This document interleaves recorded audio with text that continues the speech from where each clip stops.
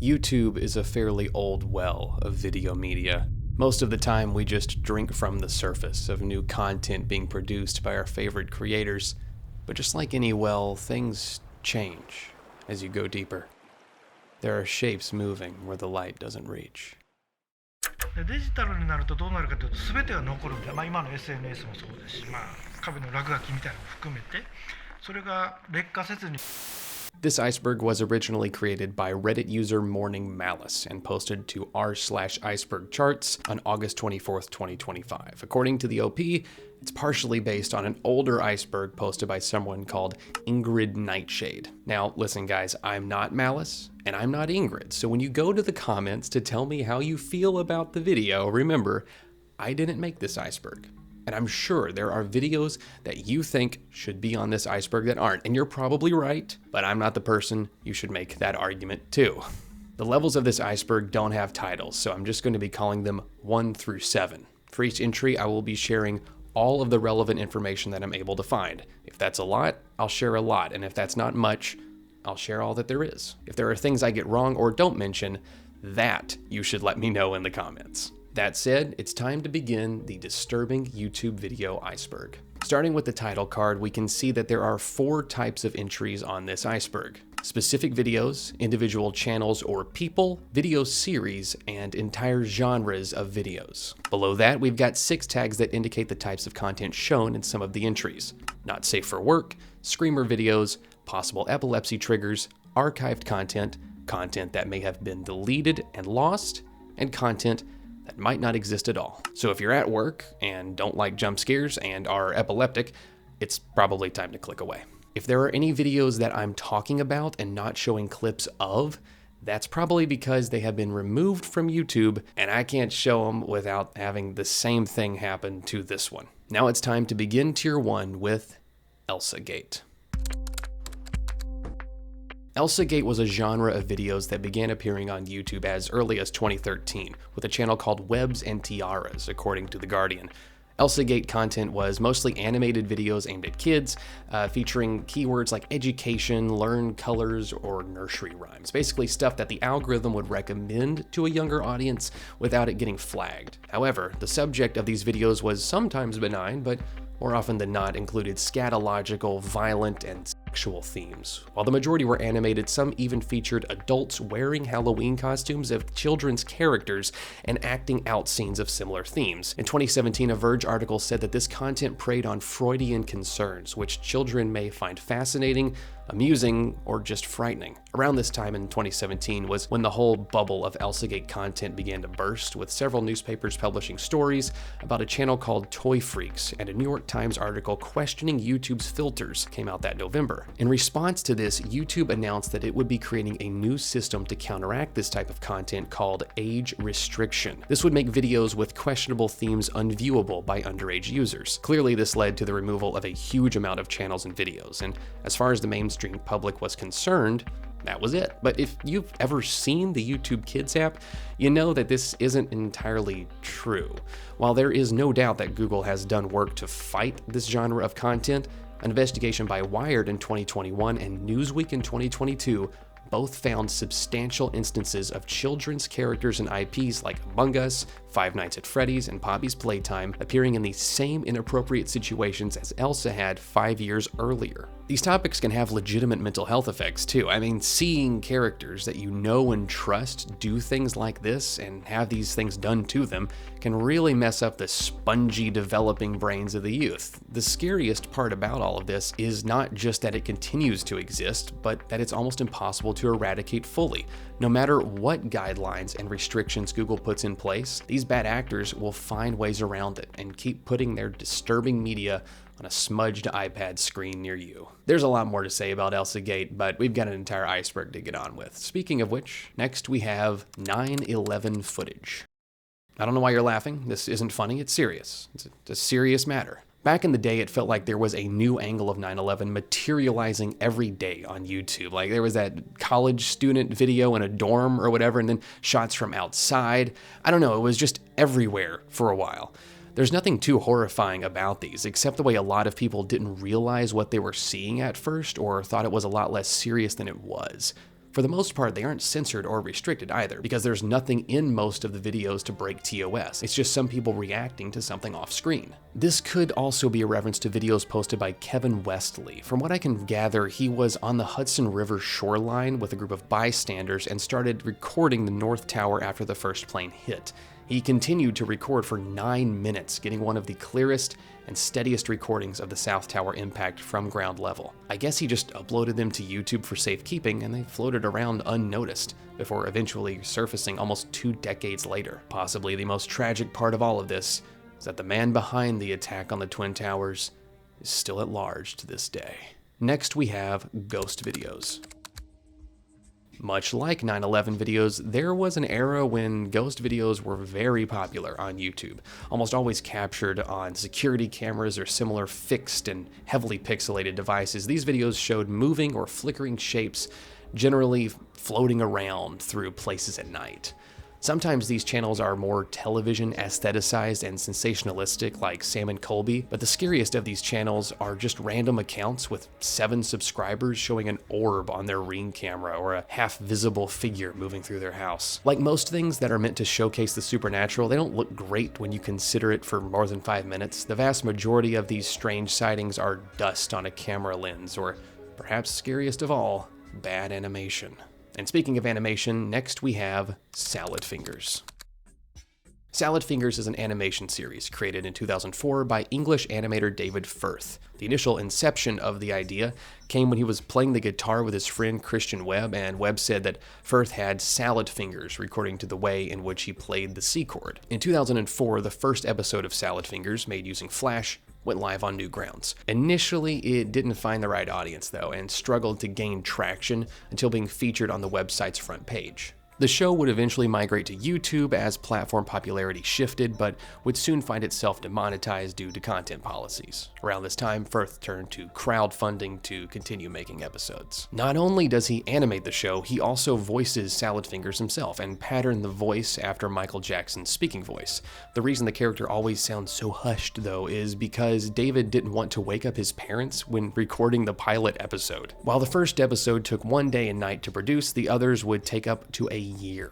There have been a lot of theories around meanings hidden in the story or world of Salad Fingers. Firth has said that he has no deep planning behind the series and is not concealing anything underlying within it. But admittedly, it's almost impossible not to get that vibe when watching it. It's had a lot of coverage by mainstream outlets like The Verge and Screen Rant, as well as appearing in several international events like the Sydney International Film Festival. There was also a Salad Fingers tour in 2021 and 22 with screenings of released episodes and interviews with their creator. There are currently 14 episodes, the most recent of which released on September 1st, 2025, with no word when the next one will be released. Next on our list is Scary Car Ad.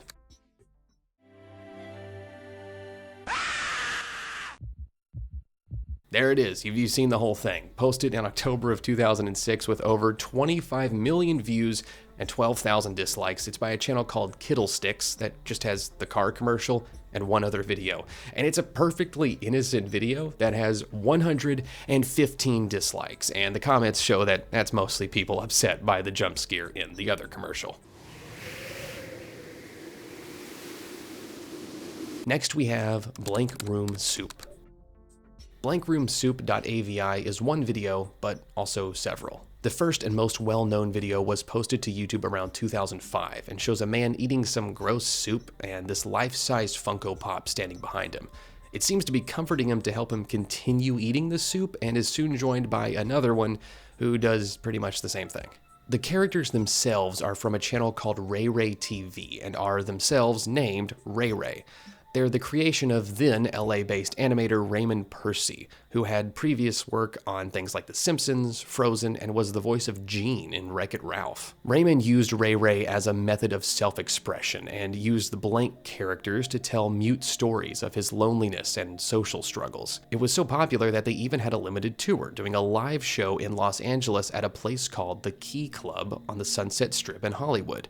Sometime after this performance, almost all of the Ray Ray costumes and props were stolen from the scarcely secured club, the thief disappearing into a busy Hollywood street. Not long after, Raymond received an email with the video now called Blank Room Soup attached. He shared it with other members of his group to see, and they remarked that the characters moved almost exactly as they did in the show, which was tough to pull off because there weren't many existing videos on the internet for them to have copied. The group concluded that whoever made the video must have been watching them perform in person for quite some time to reproduce it with such accuracy. To this day, neither Raymond nor his acting group nor anyone else knows why Blank Room Soup was uploaded or who was behind it. Next we have Dining Room or There Is Nothing. Dining Room or There Is Nothing was posted by David Earl on April 3rd, 2006. The description simply reads, 1-minute looped film by David B. Earl, and then there's this link below it that's now broken, but we'll come back to that. The video shows a person seated at the far end of a dining table in a room that seems too ornate to be from modern day. The person says something unintelligible before collapsing face down in the bowl in front of them. The camera zooms out until we can see that our perspective is that of the only other guest at this dinner, with a shadowy bowl and spoon. A fire continues to build outside of the window until about the 41-second mark. When the camera begins to zoom back in, the figure sits up and says, "There is nothing." So the video is a loop, and the sentence at the beginning is the same as the end, just reversed. Knowing this, now let's see about that link in the description. It used to lead to Earl's website, where he had written a few paragraphs about the video, but the first two are just context and impact of it. No real explanation is offered until the third paragraph, where he writes, "This piece was inspired by a personal paradoxical desire for empirical proof that there is nothing on the other side of life. I wanted to blur the distinction between the two states and to state the paradox by showing someone who is coming back from life or death and denies its existence, thereby fulfilling the paradox." Which, I mean, it's a little pretentious, but I guess he kinda did get the point across. Next we have Little Baby's ice cream ads. These are a series of 8 advertisements posted from 2012 to 16 for the real Philadelphia ice cream brand Little Baby's Ice Cream. LBIC started back in 2011, and they would sell ice cream from a tricycle, eventually opening a physical location in August of 2012, 3 months after the first YouTube video was posted. There's nothing too much to say about these really. They're strange in a uniquely early internet way, and the work with After Effects on some of the shots is cool, but that's about it. Tragically, LBIC closed down in 2019, leaving behind 39.9 thousand subscribers who I guess are just still waiting for uploads that will never arrive. Next we have Teddy Gets an Operation. There is a teddy bear lying on a table covered in violent instruments and small toys. A staticky piano track plays in the background and an animated narrator voice takes us through each step of the procedure. He tells us there's something wrong with Teddy, and the doctor has to put him under anesthetic to find out what it is. After using scissors to cut open Teddy's chest, the doctor finds that his bonbon layer has been corrupted with cigarettes, replacing the candy in the wrappers. The next layer is Teddy's play pouch, and it turns out he's lacking sprinkles to keep him sweet. A layer deeper, and we get all Teddy's organs, including something called his crotch unicorn, which indicates his imagination health. His kidney crayons have gangrene and have to be replaced with new red ones so Teddy can keep his patience. Next, there's something wrong with Teddy's courage sac. It's filled with fear bugs that must be replaced with curiosity lizards. His heart is dissected and fully removed, and it turns out Teddy loved a bad boy that broke his heart's heart. He's given a new heart and child to love, and he gets sealed back up. It ends with a shot of the bear wearing bandages, and we can assume making a healthy recovery. This one is eerie because of how gross Teddy's organs are, but as far as content, it's pretty optimistic. But if you found this at 2 a.m. in 5th grade, I could see how some timbers may be shivered. Next we have I Feel Fantastic. This surrealist music video depicts a mannequin wearing a woman's wig and clothing, assuming different positions in a room in what appears to be a mid-2000s suburban home. A feminine robotic voice repeats lines about feeling fantastic over and over while the mannequin stares blankly, the lower jaw appearing to move slightly in time with the words of the song. There were some other videos featuring this same mannequin, but this song is definitely the one that has gotten the most attention. While it seems fairly obvious now that this video is only creepy because of the music and voiceover, at the time of its posting in 2004, there were a lot of theories surrounding I Feel Fantastic and Tara the Android. Tara the Android? I don't. See, while I've been calling it a mannequin, and it definitely is visually identical to a clothing model mannequin, there are electronic components to its design that can make it move slightly if plugged directly into an outlet. According to her creator, John Bergeron, Tara is designed to allow the addition and removal of accessories. Bergeron also referred to Tara several times as a doll and said that he had spent extra time on the hands and face to make them more attractive. He made a post about her on a site called android.web1000.com, which, as far as I found, is not archived. Tara's official website went up in 1999, and it basically just details how she is made and why he made her. According to the site, Bergeron wanted to start a new trend of personal androids, like personal computers, and drew from things like Disney Parks animatronics for inspiration. He saw them being used at home, school, work, and pretty much everywhere else. He had seen the relative success of Sony's robotic dog and thought this meant that societal adoption of personal robotic companions were just around the corner. In 2004, he produced a DVD showing off Tara's different capabilities, and the original I Feel Fantastic video was a rip from one of those DVDs. Some people think Tara was meant to represent her creator's Ted wife, and the shot of the forest in the video is where she was buried after he murdered her. Some people think she was meant to be his model of the perfect woman, and some people just think he really wanted to Android. The weird thing now is that John Bergeron is gone. This was probably one of the longest sections in the video so far, and that's because he was incredibly active and visible across a lot of the internet, but somewhere in the mid-2000s he just disappeared. This obituary may explain that, though. The name, dates, and background would line up correctly, and the location matches with a previous reference Bergeron made to living in Vermont. But it also mentions a John Bergeron Jr., and I think this leads to two possible reasons for his disappearance. Either JB Sr. made Tara and the original posts and died in 2005, leaving his family to make a few outlying posts after his death, or JB Jr. was the creator all along and was so upset with the I Feel Fantastic reception that he left the internet. Or it's neither of these guys and is actually a serial killer displaying his wife's final resting place while a robotic version of her sings in the background. In either case, we will probably never know. Next, we have Rubber Johnny. Rubber Johnny is a 6-minute short film shot almost entirely in infrared, created by Chris Cunningham and featuring music by Aphex Twin. It began as just a 30-second ad for Aphex Twin's album Drugs, but Cunningham liked it so much he decided to expand it to the 6 minutes we see today. The video begins with a brief interview with Johnny. Someone off-screen is asking if he needs water and how he's feeling, but the questions grow more strange as they continue. Johnny starts staring into the darkness of what we learn later is his basement home, and the interviewer asks if he sees something over there. He mouths something that the interviewer believes is mama, and he asks if Johnny wants his mother to come in. A jump cut later, and Johnny's not doing well. His breathing is erratic, the interviewer is trying to calm him down, keep him from hyperventilating. This does not work, and there are sharp static sounds as the camera shakily moves closer to Johnny, and it's hard to tell if these are sounds Johnny's making, just audio interference, or, most disturbing of all, is someone striking Johnny to make him calm down. The interviewer says that he's going to give Johnny an injection and that there will be a brief sting, then he'll be calm. And there,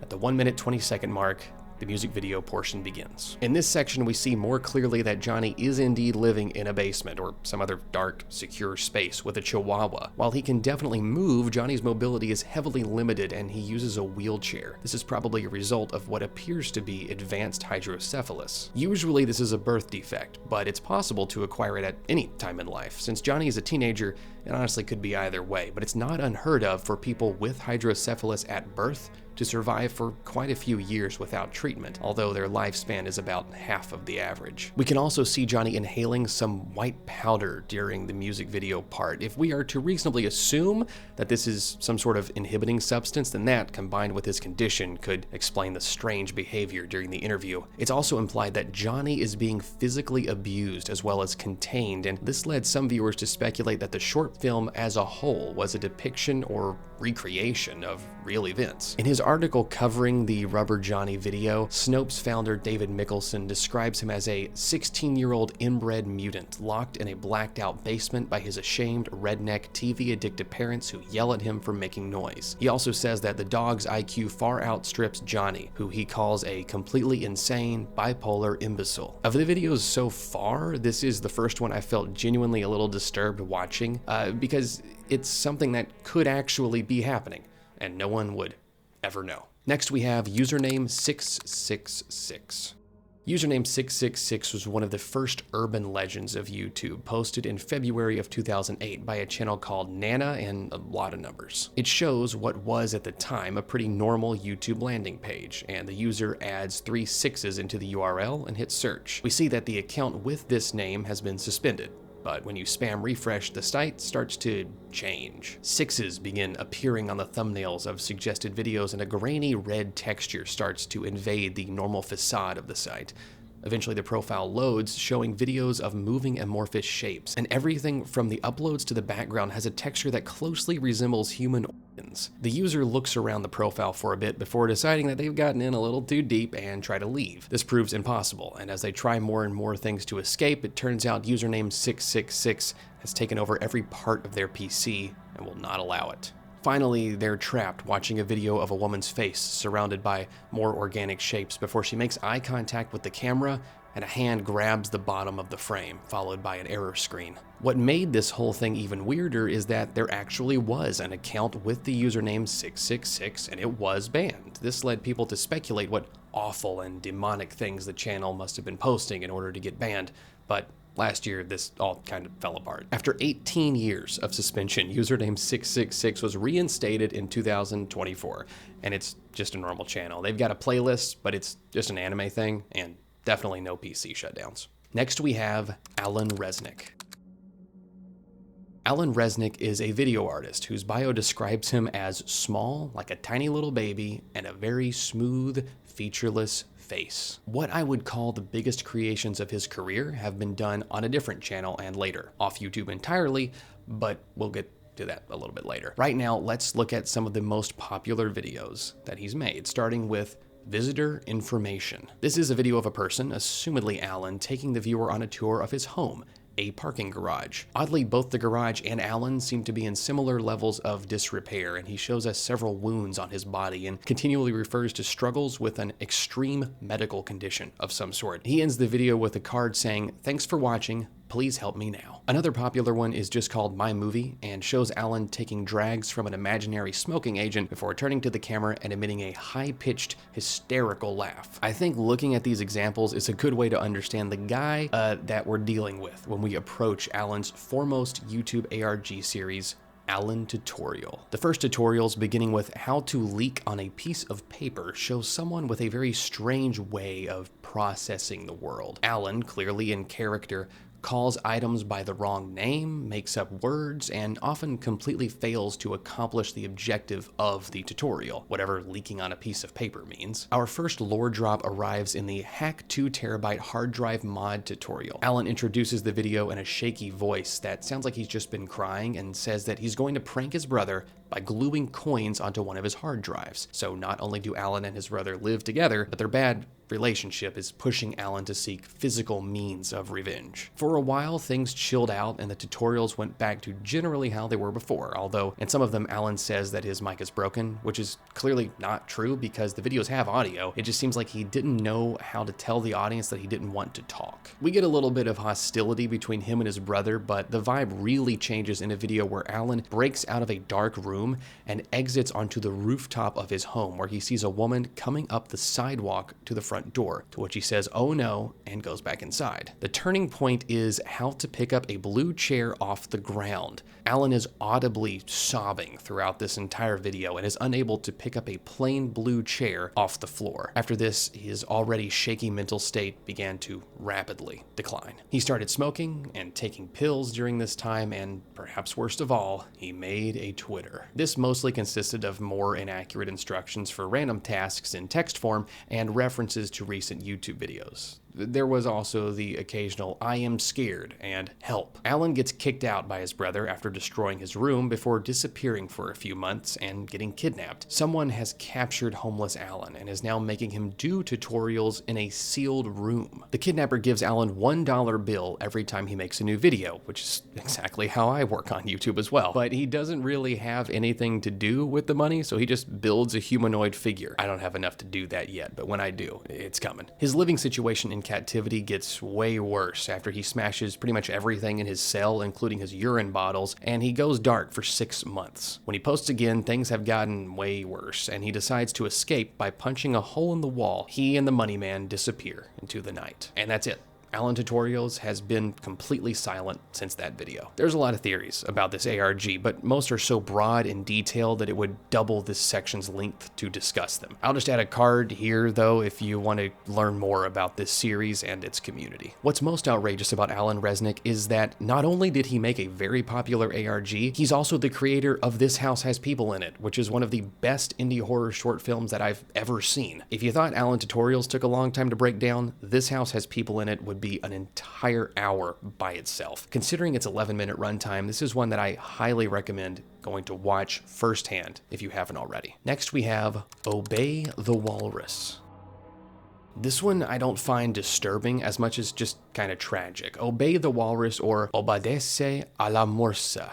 Duolingo, guys. That's Duolingo. That's 800 days on Duolingo right there. And it was posted in October of 2007 by user Obey the Walrus. It shows footage from a 1994 documentary called The Goddess Bunny, which is the part of this that's kind of sad. The Goddess Bunny stars Sandy Crisp, a woman born with pretty severe polio in 1960. She was still very young when the doctors inserted an 18-inch steel rod into her back, which was never removed and did nothing but increase her deformity. Her life was very difficult overall, though she did find pretty meaningful success and died at 2021 at 61 years old. In 2006, a channel called Contron edited and uploaded a section of the documentary in which Crisp is tap dancing. Contron messed with the speed of the video, filtered it to look more pixelated and VHS-like than it already did, and included it in the 4th episode of their mentally disturbing video series. It is this version of the footage that appears in Obey the Walrus. It's accompanied by distorted children's music, which has also been given a speed change and flashes us an image of a very respectable walrus at the end. People's reactions to this one got a little weird though. They started to, oddly enough, obey the walrus. The channel posted a series of videos with this same energy and message, and there was a non-inconsiderable amount of people that really thought there was something of higher knowledge to be found here, or they just thought it was a good hangout for people like them. Either way, Obey's MySpace became pretty popular, and he would choose to interact with some fans that he thought were more committed than others. He would only have direct messages with followers he decided had proven their worth, however that was done. This was probably done through initiation rituals, sometimes commissioned by mods or even Obey himself. It's unknown what these rituals contained. In fact, the archived forums for this entire era are sparse, and it's tough to know much more about them than just the fact of their existence. What is known, though, is that there arose a conflict between Obey the Walrus and his believers and a channel called Music Is My Faith. Music did a lot of investigation-style videos discussing the things Obey had posted, and basically became the leader of everyone who thought it was all bullshit.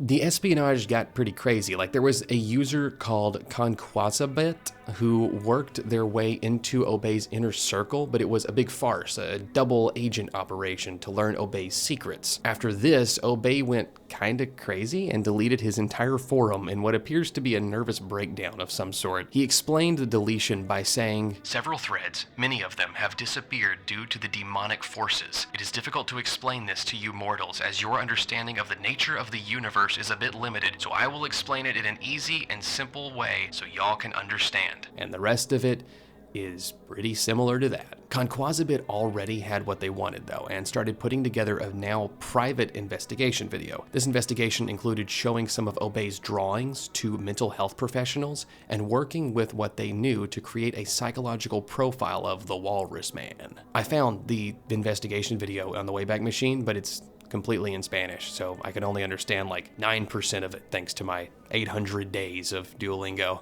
The investigation series decided that Obey was an angry and lonely person who thrived on the artificial grandeur his community offered, and that he should seek mental help. As it turns out, Obey really did believe in all of it. but not with himself as the god. He thought that his viewers should actually obey the walrus, and thought a scary viral video would get the word out most effectively. Supposedly, Obey saw himself acting along the same lines as Mark 16:15 through 16, which are verses usually called the Great Commission, and are Jesus telling people to go out and recruit, basically. In all of this, it turns out Obey really was trying to share the gospel of the walrus and convert as many people as possible to the cause. Correlation between video content and the traits displayed within put the majority of his audience off and began their gradual departure, some breaking off to create their own similar channels. After this, Obey disappeared, followed shortly by Conquazabit's own channel deletion. Some people think they were the same person all along, just creating drama where there was none. This is kind of supported by a Redditor who was trying to check the validity of the mental health workers contacted for the investigation series, and there doesn't seem to be any record of these people's existence. Next, we have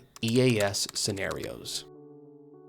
Emergency alert system scenarios are a genre of analog horror, using VHS and 20th century mass communication technology to create found footage style short form horror. Like a lot of analog horror, these are sometimes very grounded in reality, to the extent that maybe only an enthusiast would find them interesting. Other times though, they get just completely insane with supernatural, extraterrestrial, or other outrageous plot points. A lot of the most popular analog horror series contain a fair amount of, at least EAS adjacent themes. Some are just a minute or so long, but others, like this one called Rain Wrapped Nightmare 2, can be up to 6 hours long. But I mean, that's a better like ratio than I usually pull, so it's doing something right. One that I found while writing this section is a nuclear missile EAS, which was genuinely kind of unsettling when you just sit and listen to the entire thing, and I think that's where this kind of horror really works. If you just see clips of these or you watch them in a room full of people, they probably don't have much effect on you, but if it's just you and headphones, especially at night, it starts to feel a lot more real. There are some specific examples of this content that we will be going through further down the iceberg as things get more unsettling. So right now, just understand EAS scenarios as analog horror base ingredients. On their own, they can be very good, but I think work best when paired with a larger overall story. Next we have Don't Hug Me, I'm Scared. I was so hyped to get to this section of the video. This is one of my favorite series of all time. I got my parents to watch this. That's how much I love it. Do you know how hard it is to get anyone over the age of 30 to watch this series? That's my level of dedication, boys. They did like Red Guy though, so it all worked out. I enjoy talking about all of these, but DHMIS is a special one, so this section may be a little longer than some others. And if that's not good enough for you, well, that's okay, because I get it, and you can use the chapter select menu to skip ahead if you're an enemy of joy. Don't Hug Me, I'm Scared has 3 main characters: Red Guy, Yellow Guy, and Duck. Now, they don't call each other by those titles. In fact, they don't call each other by name at all. The show has 2 types of episodes: 6 from the web series, which can now be found on the official YouTube channel, and 6 from the television series originally broadcast on Channel 4, now available on the official website with a special pass. All episodes of both series follow the same general format: an innocuous children's show, usually with a teacher character telling Red, Yellow, and Duck about a seemingly simple topic. As the episode progresses though, the edges start to burn a little bit, and eventually it just devolves into absolute mayhem. The first subliminally strange thing that the viewer may pick up on is the choice of topics being taught by these teacher characters. Usually kids shows talk about vocabulary or nature or maybe simple science stuff. But here in the first episode, we've got this sketchbook teaching about creativity, something so abstract that it's hard to fully describe, and I would argue impossible to teach. And that's sort of what this episode shows, because while the 3 characters do eventually get into the swing of making things, it quickly evolves in a way that the sketchbook doesn't like, and she has them agree at the end to never be creative ever again. Things don't get any clearer with the next one, when Tony the Talking Clock teaches about time. This one goes about how you'd expect, with the clock taking them back to Victorian days, then to the future, and they age horrifically fast, like that guy in Indiana Jones. But this episode does see the introduction of the first character that isn't the 3 of them and isn't a teacher: Yellow Guy's dad, Roy. Remember Roy. Roy is important. Episode 3 gets even more nebulous, with Shringold teaching about organized religion. Shringold tries to I think I'm saying it right. I don't I'd say it like it, I don't remember, evangelizes Yellow Guy into joining his religion and worship Malcolm, the King of Love. All he's got to do is clean his brain and forget everything he knows, and he'll be happy forever. He doesn't do it, and we see Malcolm being burnt as the credits roll. I enjoy this episode a lot because of the amount of puppets introduced during the song. We got Rabbit Boy, Frog Boy, Furry Boy, Flowers, Tree, the Picnic Butterfly, Clouds, Crab, the Special One, Michael, the Caterpillar, and Malcolm, and Roy. Roy's back. I said he was important and he's back. The structure we've gotten used to gets upset in episode 4 because it seems like we're going to learn from Gilbert the Globe before Colin the computer hijacks the song. Yellow Guy and Duck really get into living in a digital reality, but Red Guy edges away, eventually discovering a cable powering Colin that leads outside the set. He follows it to a low-budget version of the first episode where a person in black runs in, closes a clapperboard, and Red's head explodes in glitter. Episode 5 is taught by Steak, Spinach Can, Bread Boy, and Fridge. These are the first teachers that aren't really nice. Colin the computer was weird, but ultimately didn't seem too dangerous. These are just dangers to be around at all. And Red Guy's gone, which makes both Yellow and Berg realize something is off, but they can't quite figure it out before the song starts. The teachers don't even try to teach them anything this time. It's just stuff about healthy eating, but it's all wrong. Duck keeps getting distracted by a phone ringing, and each time he answers, he's briefly pulled away to an operating room. Finally, he can't stand it anymore and storms off set, becoming trapped in the operating room and being consumed by a giant jar. And then we find out Yellow Guy had been eating him the whole time. As the credits roll, we see that it was Red calling throughout the episode, trying to help them, but eventually giving up. The 6th and final episode of the web series is just Yellow Guy. He's going to learn about dreams from Lamp, but very quickly his dreams lead us back to Red Guy working in an office and being pretty miserable. He tries stand-up comedy and the audience completely hates him, but upon seeing Roy in the audience, he discovers the control panel for the entirety of the show thus far. He starts pressing buttons, spawning and respawning known and unknown teachers in and out, and Yellow is just freaking the f*** out because he has no idea what's going on. Roy stops him though, and seems to lead him to a greater solution, unplugging the show as a whole, which Red immediately does, hard wiping the entire world and resetting to the first episode, with all characters slightly altered. The calendar slowly tears, revealing that only one day has passed over the course of the entire first season. So Roy was always watching, and definitely f***ed up Yellow Guy's head quite a bit over his childhood, but from the looks of things, he was the one who gave Red the ability to free them from the show. At least that's my take. Some people just see him as a pure antagonist, which,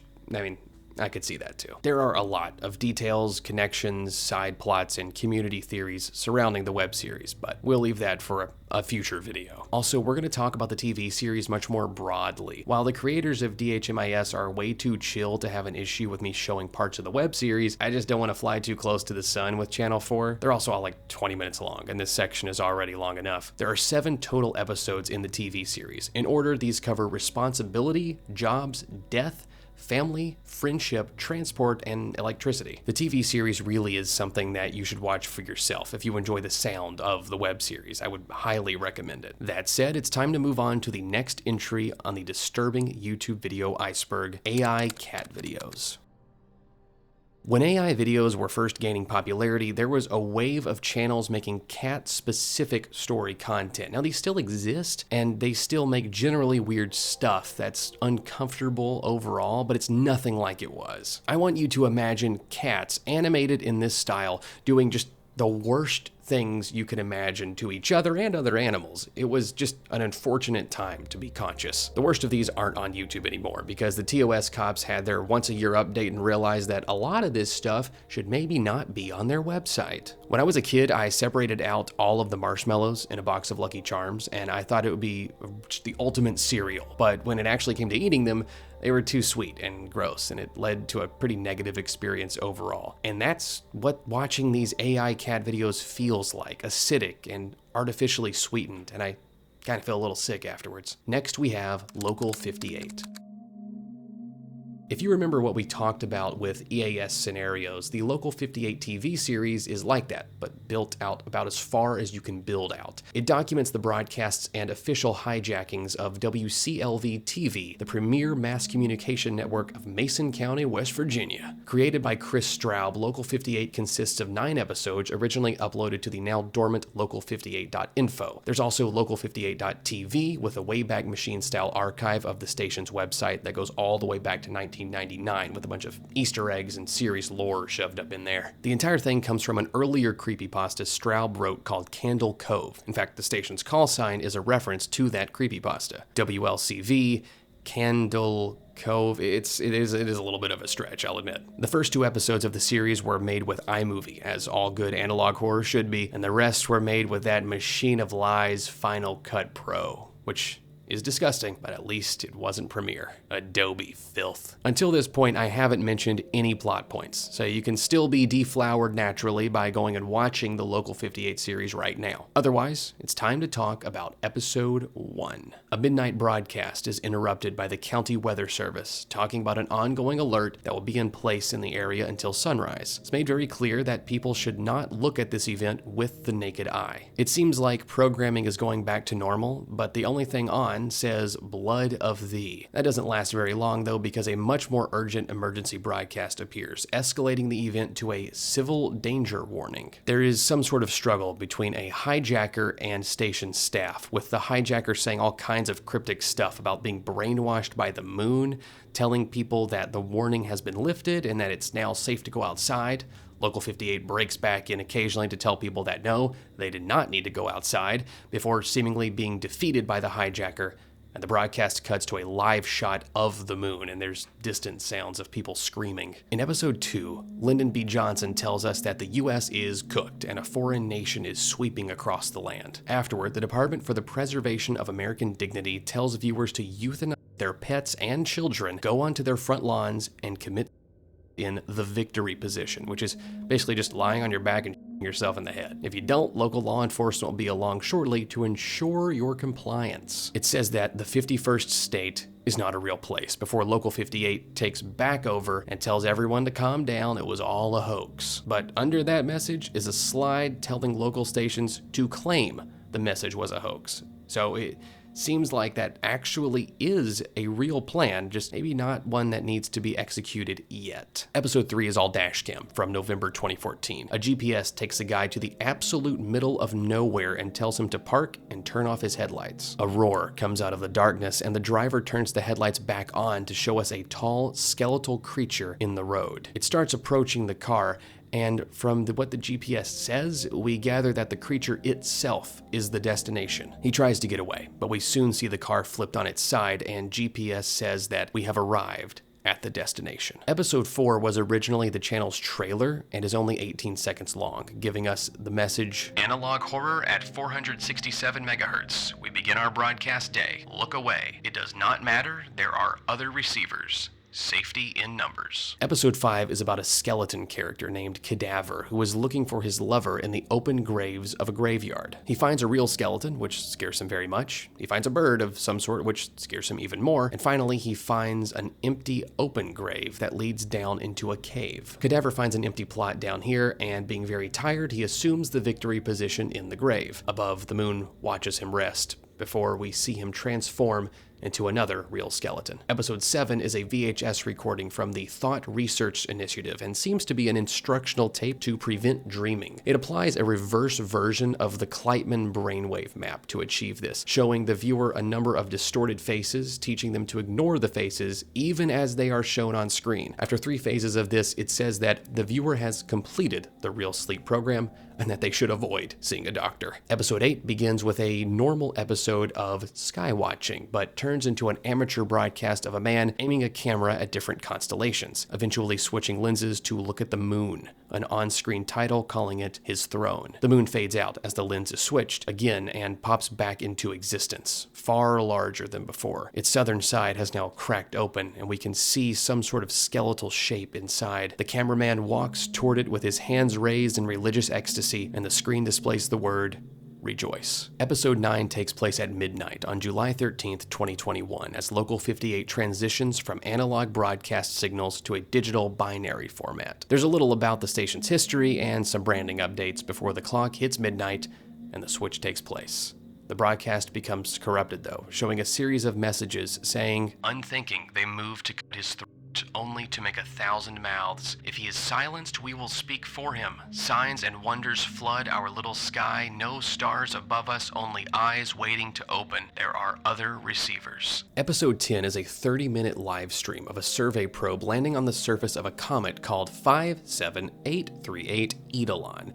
It's pointed out that from some angles, the comet resembles a human skull, but that's probably nothing to worry about. The stream itself is very painstaking and tense, ending with the successful landing, showing what appears to be a door on the side of the comet. What I'm calling episode 10.5 is exactly 58 seconds long and was unlisted for quite some time before eventually being made public in 2024. I say it's a half episode because not much happens. It's just distortion and white noise over the Local 58 logo. Episode 11 is a documentary that talks about Mason County's history of tragedy and supernatural occurrences. Its primary focus is on sightings of the woman in profile, who first appeared in a police report as the sole witness to the murder of a college student. She always appears at dusk, staring fixedly upward. The broadcast cuts to handheld camera footage from November 1996 as the camera operator approaches the woman in profile and attempts to speak to her. There's a flash of some sort, and we see in the brief light that it's not a woman at all, rather some sort of bipedal creature, and instead of looking upwards, it seems to be looking directly at the camera. Before the camera cuts, though, we get just a second of what appears to be the same door seen on the Eidolon comet. I know I'm saying that wrong. There's just no way I'm saying it right. It's such a weird word. That's what the comments are gonna be. It's gonna be about that. The broadcast returns to the creature and ends with the message, "A predator cannot differentiate between prey and accomplice." And that is all we have thus far of Local 58. Although it's probably clear, I talked about these episodes in what seems to be their chronological order rather than by date uploaded, except 10.5, because I have no idea where that one belongs aside from before the switch to digital in 2021. With that said, it's time to move on to the next entry in the iceberg, which is, quite ironically, analog horror. We're going to go through other examples of this genre further down the iceberg and just finished a very good one, so I really don't see a reason to read you a definition like a book report. It's horror, but analog. Next we have Happy Tree Friends. As much as I would like to go through every episode of this series as well, it ran from December of 2000 through December of 2016. That's 5 seasons and 93 episodes, so we're going to stick to just the main themes and characters. Happy Tree Friends is formatted as a children's entertainment series, in the same vein as Don't Hug Me, I'm Scared, but fully animated and much more colorful. The episodes begin innocent and peaceful, but through some sudden event, things turn violent, leaving most, if not all, the characters mutilated or in outrageous pain by the end. The most well-known character of the series is probably Cuddles the Yellow Rabbit. Over the course of the show, he definitely dies the most and is usually sliced apart, has something awful happen with his intestines, or is just obliterated by a vehicle of some kind. Giggles the Squirrel is the primary female character, and because of this is a love interest for pretty much every male character except Disco Bear. She and Disco Bear do not get along. Compared to the fatality count of most of the other tree friends, she actually has a pretty high survival rating. Toothy is a beaver who generally is the victim of sharp objects and getting his eyes messed up. He's also the first one to have a canonical lasting death. Lumpy the Moose is my favorite character because he's the closest to my body type and he's considered the most mature of the tree friends and the main character of a lot of episodes. He's had the most appearances, the most starring roles, the most jobs, and generally anyone he kills is due to his own stupidity. Petunia is a skunk who develops pretty intense obsessive-compulsive disorder as the show progresses and fixates on cleanliness. Her deaths are usually at the hands of household appliances. Handy is a disabled beaver whose amputated hands cause all sorts of issues for his job as a construction worker. Most often he dies to glass and being cut in half. Nutty is a squirrel addicted to candy, and essentially all of his actions are in the pursuit of attaining artificial sweets of some kind. He has a pretty intense lazy eye, probably as a result of his addiction, and his death are a result of just about everything you can imagine. Sniffles the anteater is the smartest tree friend, but has a hard time dealing with his mistakes. Like one time he spilled milk and built a time machine to go back and keep it from spilling rather than just cleaning it up. Pop and Cub are a father and son duo, and their stories center around Pop trying to be a responsible dad, but usually getting his son killed. Flaky is a dandruff-ridden porcupine who is the most aware of the violence in her world and is constantly terrified of dying. That doesn't stop her from getting burned and skinned alive almost all the time. The Mole is both blind and mute, and as you can imagine, these disabilities often cause the demise of everyone around him. Disco Bear gets a lot of hate, but he's just a chill dude. He's a constant simp though. He's always getting his advances rejected by the female tree friends. Russell is a private sea otter who engages in a lot of water activities, and characteristically, most of his deaths are a result of this lifestyle. Lifty and Shifty are raccoon thieves whose dedication to loot often leads to one betraying the other. Mime is a silent deer who always tries to be entertaining but just ends up hurting himself and others in the process. Crow Marmot is frozen in a block of ice and drives an ice cream truck. He's actually able to do a lot of things off screen in spite of this, and far and away has the highest intentional kill count of any character. Flippy is a green veteran bear who suffers from intense PTSD. While he can keep it together most of the time, something will inevitably trigger a violent meltdown. Splendid is a flying squirrel superhero who is always trying to protect everyone from his arch enemy and evil doppelganger Splendon't. He has a critical weakness to a green jeweled acorn called Crypto Nut, though, and this eventually leads to his downfall. Lammy is a sheep who just wants to be friends with the other animals in the forest, but is always foiled by her imaginary friend, Mr. Pickles. Mr. Pickles is a well-dressed and mute pickle who habitually kills those around him simply for sport. So that just goes to show, don't let being imaginary stop you from pursuing your hobbies. Those are generally considered the main characters of the Tree Friends, but there are many side and background characters, a huge amount of which go completely unnamed and serve little purpose beyond cannon fodder. And if I left your favorite one out, I'm sorry. There's only so much room, I'm sorry. Happy Tree Friends was actually banned in Russia due to containing what a court decided was elements of cruelty. Funny Device on Reddit made this chart after the series' official end, showing the status of the main characters as seen in their last appearances. Of the 21 characters shown, 13 are confirmed deceased. Next we have Elisa Lam elevator footage. Elisa Lam was a Canadian college student from the University of British Columbia on a solo trip to Los Angeles. She had dropped out of college just before making the trip, and while she made fairly regular posts on her Tumblr blog, they were becoming somewhat strange and cryptic. After arriving in Los Angeles on January 26, 2013, Lam stayed at the Cecil Hotel with several assigned roommates. These roommates soon began to report odd behavior. Lam would leave them notes saying things like, "Go home" and "Go away." Eventually, she would start locking the room door and not letting anyone in without a password. In light of these complaints, she was moved to a room of her own after just 2 days. Not long before her disappearance, she attended a live taping of Conan, but security had to remove her from the facility after she caused a disruption of some sort. On January 31st, Lam was scheduled to check out of the Cecil and depart for Santa Cruz, but never did. Her parents, with whom she had been in regular contact, did not hear from her and reported this to the Los Angeles Police Department. The LAPD searched the hotel with both officers and search dogs, but came up empty-handed. After a week, on February 6th, they began distributing flyers and contacting the media to bring the general public into the search. On February 13th, they released hotel security footage of Lam in one of the Cecil's elevators behaving very strangely. She was pressing buttons at random, hiding against the wall and looking out into the corridor beyond the elevator. When the doors did not close, she exited the elevator and was never seen again. On February 19th, a maintenance worker at the Stay On Main Hotel in downtown LA was investigating complaints of low water pressure and rooms flooding by hotel guests, and opened the hotel's rooftop cistern. Inside, the worker found Lam's decomposing corpse. Elisa Lam had a history of intense bipolar disorder, depression, had once gone missing for several days, suffered hallucinations, and been hospitalized after a mental health episode. To regulate these issues, she was prescribed 5 medications of fair intensity. None of these were found in her system by the autopsy, and Elisa Lam's cause of death was confirmed as an accidental drowning. Whatever took her from the Cecil to the cistern atop the Stay on Main, we will never know. This pixelated security footage remains the last time she was ever seen. And that is the end of Tier 1 of the disturbing YouTube video Iceberg. Starting off Tier 2, we have Sitting and Smiling.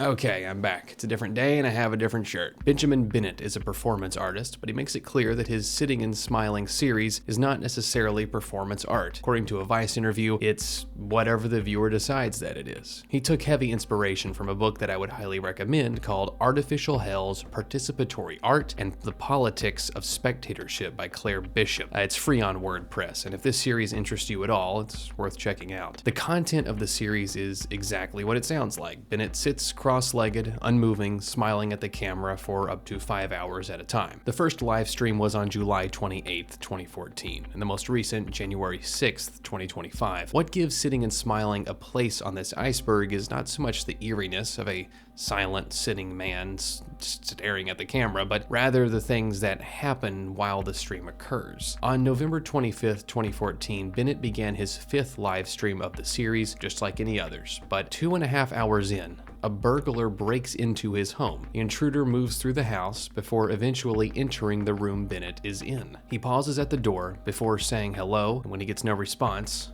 closes the door and leaves. For obvious reasons, this became an incredibly popular clip. Not only did Bennett not move or speak during this interaction, he continued the stream for another hour and a half. On live stream 52, Bennett clearly urinates on himself, which creates a puddle on the floor around him. Once again, he shows no reaction, allowing it to evaporate over the rest of the stream. During 238 and 257, he broke down in tears, losing composure briefly before resuming his vigil. Once again, none of these events are ever acknowledged, and no live stream has ever been cut short. These days, the Benjamin Bennett channel mostly consists of his new series, Walking and Talking. These are roughly 4 hours in length and show a first-person view of Bennett walking along various outdoor trails and paths discussing philosophy and life reflections. His most popular video remains his over-decade-old 5th live stream with 8.7 million views. Next, we have Fantastic Adventures. This was a channel created and run by Michelle Hackney Hobson, the adoptive mother of 7 children. The channel gained massive success, bringing in roughly $2 million a year at its peak and over 800,000 subscribers at the time of its termination. Suspicions began to rise in 2017 when one of the children was seen running naked through their Arizona neighborhood, raising concerns from neighbors. There were 9 separate investigations by the Arizona Department of Child Safety, none of which found definitive evidence of abuse. But in March of 2019, Hobson's eldest and biological daughter Megan tipped off local police, who performed a welfare check. Police noted that the children were visibly malnourished, and several of the children reported that Hobson was physically abusive. She had repeatedly beat the children with household objects and abused their private areas, sometimes using pepper spray. The cans of this pepper spray were found all over the house. They would also be locked in closets for hours at a time and, judging by the malnourishment, were not fed correctly. According to the children, many of these abuses were the result of their reluctance to perform in new Fantastic Adventures videos. Some voiced confusion over the eldest daughter's delay in going to the police, but she said that she simply didn't know how bad the abuse was since she didn't live in the home with them. Hobson's adult biological sons were arrested for their own failure to report abuse of minors, but those charges were later dropped. However, in May of 2023, there were charges filed against the brothers for multiple counts of misconduct with minors, but these indictments were sealed and the victims are unknown. Michelle Hobson herself was charged with 30 abuse-related felony counts following her arrest. She suffered a non-trauma-related brain injury at the Pinal County Jail and was moved to a local hospital. A judge said that she was unable to stand trial due to this, but gave state workers 15 months to restore her mental state. This would never happen though, because on November 12, 2019, Hobson died of natural causes in a Scottsdale hospital, and the charges were dropped. Prosecutors still pursued the remains of her $100,000 assets though, this money going to her 7 adopted children who were once again in the state's custody. Aside from the horrific One of the most haunting parts of this case is how close outsiders got and just had no idea what was happening. There were several family channels that collaborated with Fantastic Adventures, and neighbors who lived close by, all of which said that they never picked up on any of the horrors happening behind closed doors. Next we have Birth of the Santa Nalga.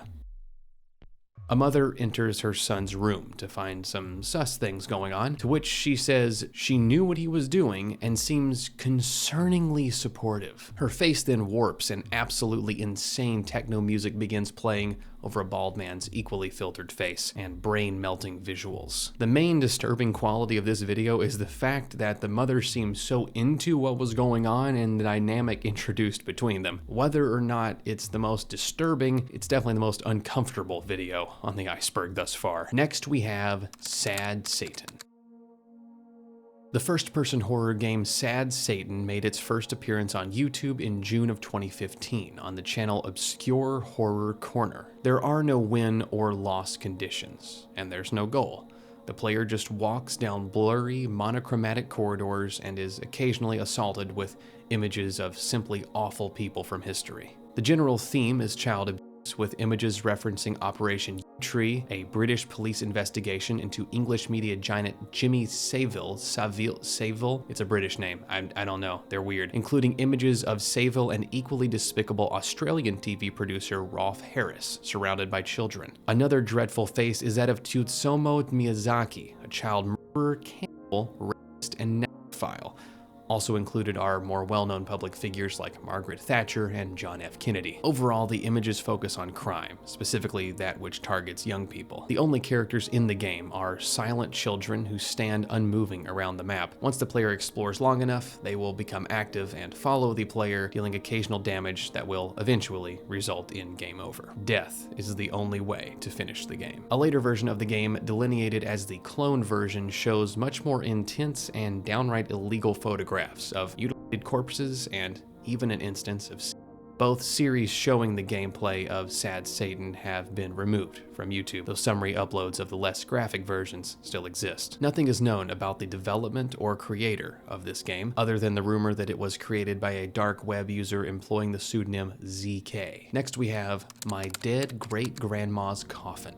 Originally uploaded in October of 2010, DJ Def Joey shows us an even older video from 2008 of his grandmother's casket, which he has been keeping in his backyard. His great-grandmother, Catherine Lou Hall, was born in 1861 and died on Halloween 1945. For whatever reason, Joey points out multiple times that she died before he was even born. Something happened at the cemetery where she was buried, but he doesn't go into specifics, just saying that it became corrupted due to poor maintenance. Whether or not this actually is his great-grandmother and whether or not it's a real corpse, the visual is striking. This rotting corpse in old-style clothing, shrouded in a blue utility tarp in a sunny backyard. It gets better too, because Joey starts kissing the corpse. To be honest, I won't even go into the fact that it's a corpse. I want to understand who kisses their great-grandmother on the lips. That just seems like a bridge too far, even for me. Next we have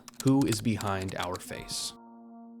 Oliver de Sagazan is a French artist, sculptor, and performer who has a number of popular pieces, but none so famous as his Transfiguration series, or, as it is titled on YouTube, Who is Behind Our Face. Over the course of the 9-minute and 22-second video, a shirtless Sagazan builds himself a completely new face from clay. He begins with just a bulbous head, violently tearing a new mouth over his existing one, and slowly tweaks and perfects his new face until it is so malformed and twisted that it's barely recognizable as human. By the end of the video, Sagazan seems to lose control, snapping his head back and forth and tearing at the clay. But even once he's removed the majority of what he did to himself, his base form is altered, now covered in a sticky layer of clay that, even with water, will be difficult to remove. It reminds me of the Finley Peter Dunne quote about comforting the afflicted and afflicting the comfortable. He was talking about journalism, but this video sticks with me in the same way that brutal art like Blood Meridian does. I am made uncomfortable because I see in this repulsive scene something that I understand about myself. Next we have Kate Yupp.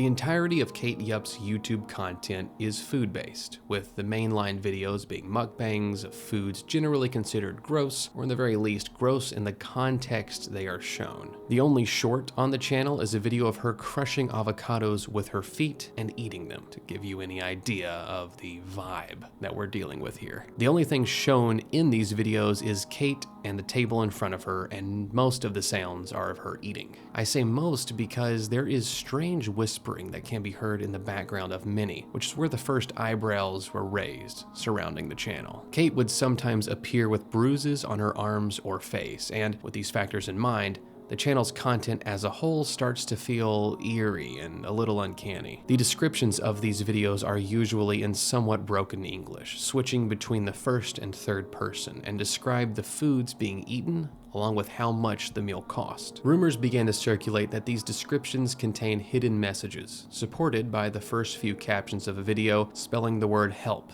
in their capitalizations. This led the general public to believe that Kate was being forced to make these videos against her will and had no way of communicating with the outside world. In one video, she is seen eating a hard-shell crab and stops eating to pull what appears to be a broken tooth from her mouth, which she lays aside and continues with the video. In others, people began to believe that she was tapping out Morse code on glass dipping bowls. One of the prevailing theories regarding Kate's identity was that she was Carly Gousset, a teenage girl that went missing in October of 2018 in Mono County, California. This was due primarily to Kate's reasonable resemblance to Gousset, but the first Kate Yup video was uploaded in April of 2018. So well before Gousset went missing. There was a brief period in which Kate disappeared from YouTube, only to return with a GoFundMe in 2023, written in contrastingly perfect English with the goal of paying for her dental work. An OF account appeared around this time as well, which linked to a French Amazon wishlist entry for an iPhone. It was at this time that she uploaded the short that we talked about earlier with the avocados. According to a Digital Frontier article, the OF featured clothed but risque media mirroring the format of her videos, with her face always cut off by the camera. Right now, her last upload is from October of 2023, and the description is just a link to her OF,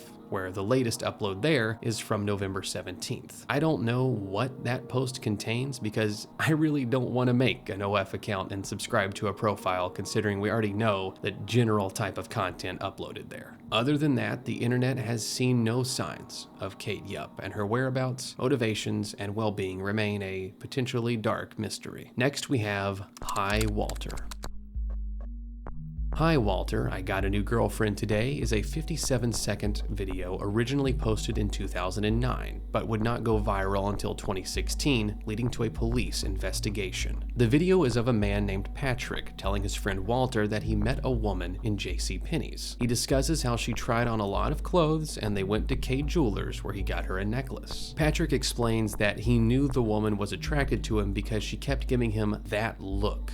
Eventually, they got tired at the mall, and she came back to his house. She hates being on camera, but Patrick decides to show her to Walter anyway. We are taken to the doorway of a darkened basement bathroom. Within, there is a woman screaming and crying on the floor. Patrick steps around the door and pushes it closed behind him as the woman continues to scream, and the video ends. When people saw the video, they connected it to the case of Kayla Berg, a girl who went missing about the time the original Hi Walter video was posted. It was credible enough that police investigated the video's origins, discovering that it was a skit, and Patrick was played by an actor named Devin Wolf. Like Kate Yup, it's a double-edged sword. Yes, it's good that a missing person was not involved in the creation of these videos, but that also means that we are still no closer to locating those missing people. Next, we have Plasma Master Don.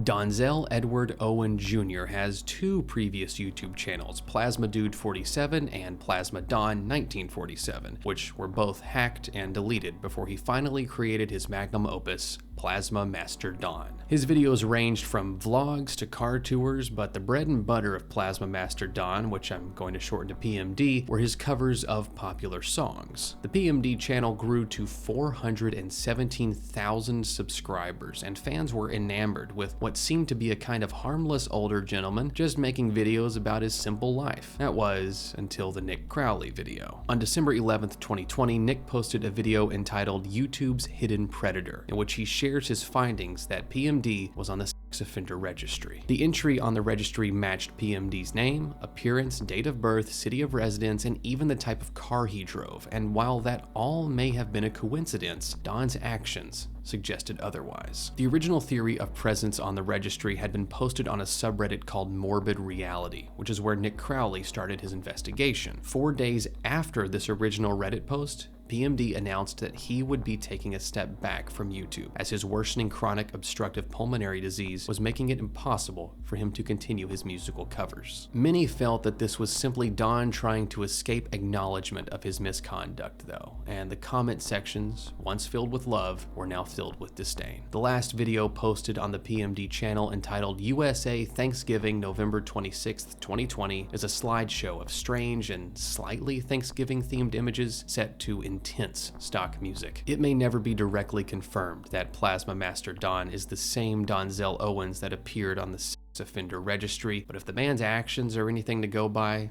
that certainly seems to be the case. Next we have Woman Killed by Brick Through Windshield.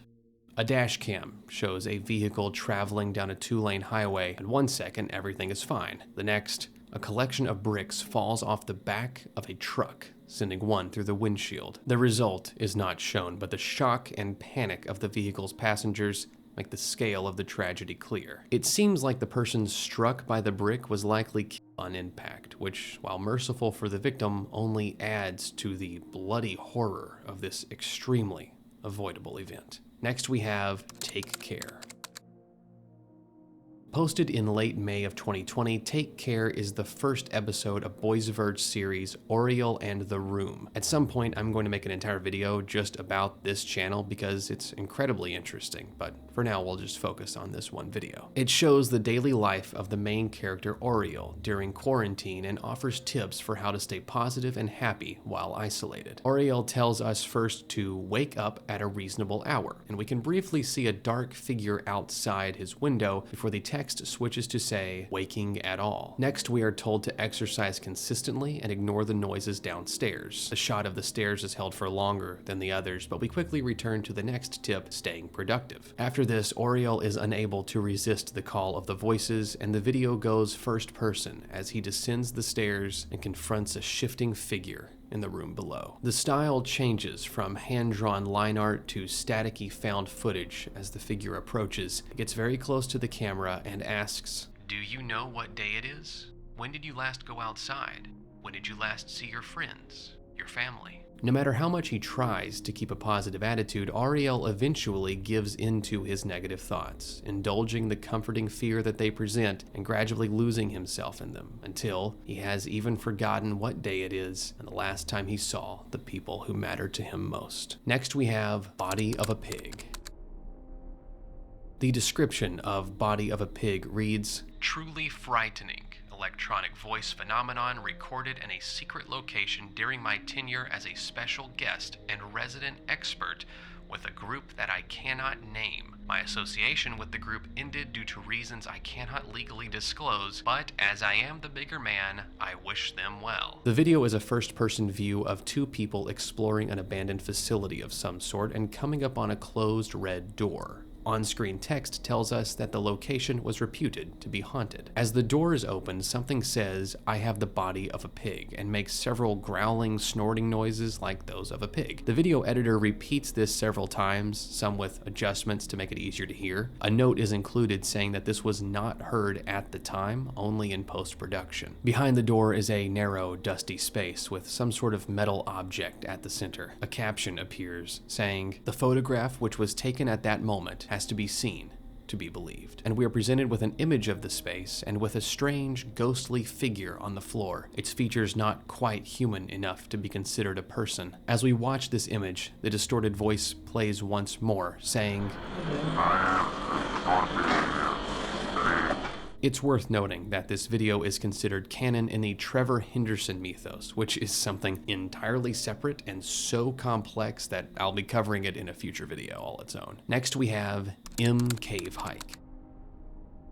Kenny Lee Veach from All Signs was a fairly experienced outdoorsman and wilderness cave explorer. He had several accounts posted on related forums of experiences in the Mojave and Great Basin deserts. However, his spelunking career would escalate with the discovery of what he called the M Cave. This was a cave with an M-shaped entrance located somewhere in the Sheep Mountains, which are about 40 miles north of Las Vegas, just south of Edwards Air Force Base, or commonly called Area 51. On his first encounter with the cave, Veach said he felt internal vibration, writing, "Closer I got to the cave entrance, the worse the vibrating became. Suddenly, I became very scared and hightailed it out of there. That was one of the strangest things that ever happened to me." After this, Veach, in a characteristically human way, felt compelled to return. He wanted to know what could possibly be inside of the M Cave to make him feel this way. There were several videos uploaded that documented his search, and commenters urged him to forget the entire thing, saying that if he entered the cave, he may not come back out alive. On November 10th, 2014, Veach told his girlfriend that he was going on a third solo hike to locate the cave. He invited others to join him on his search, and no one did. He was never seen again.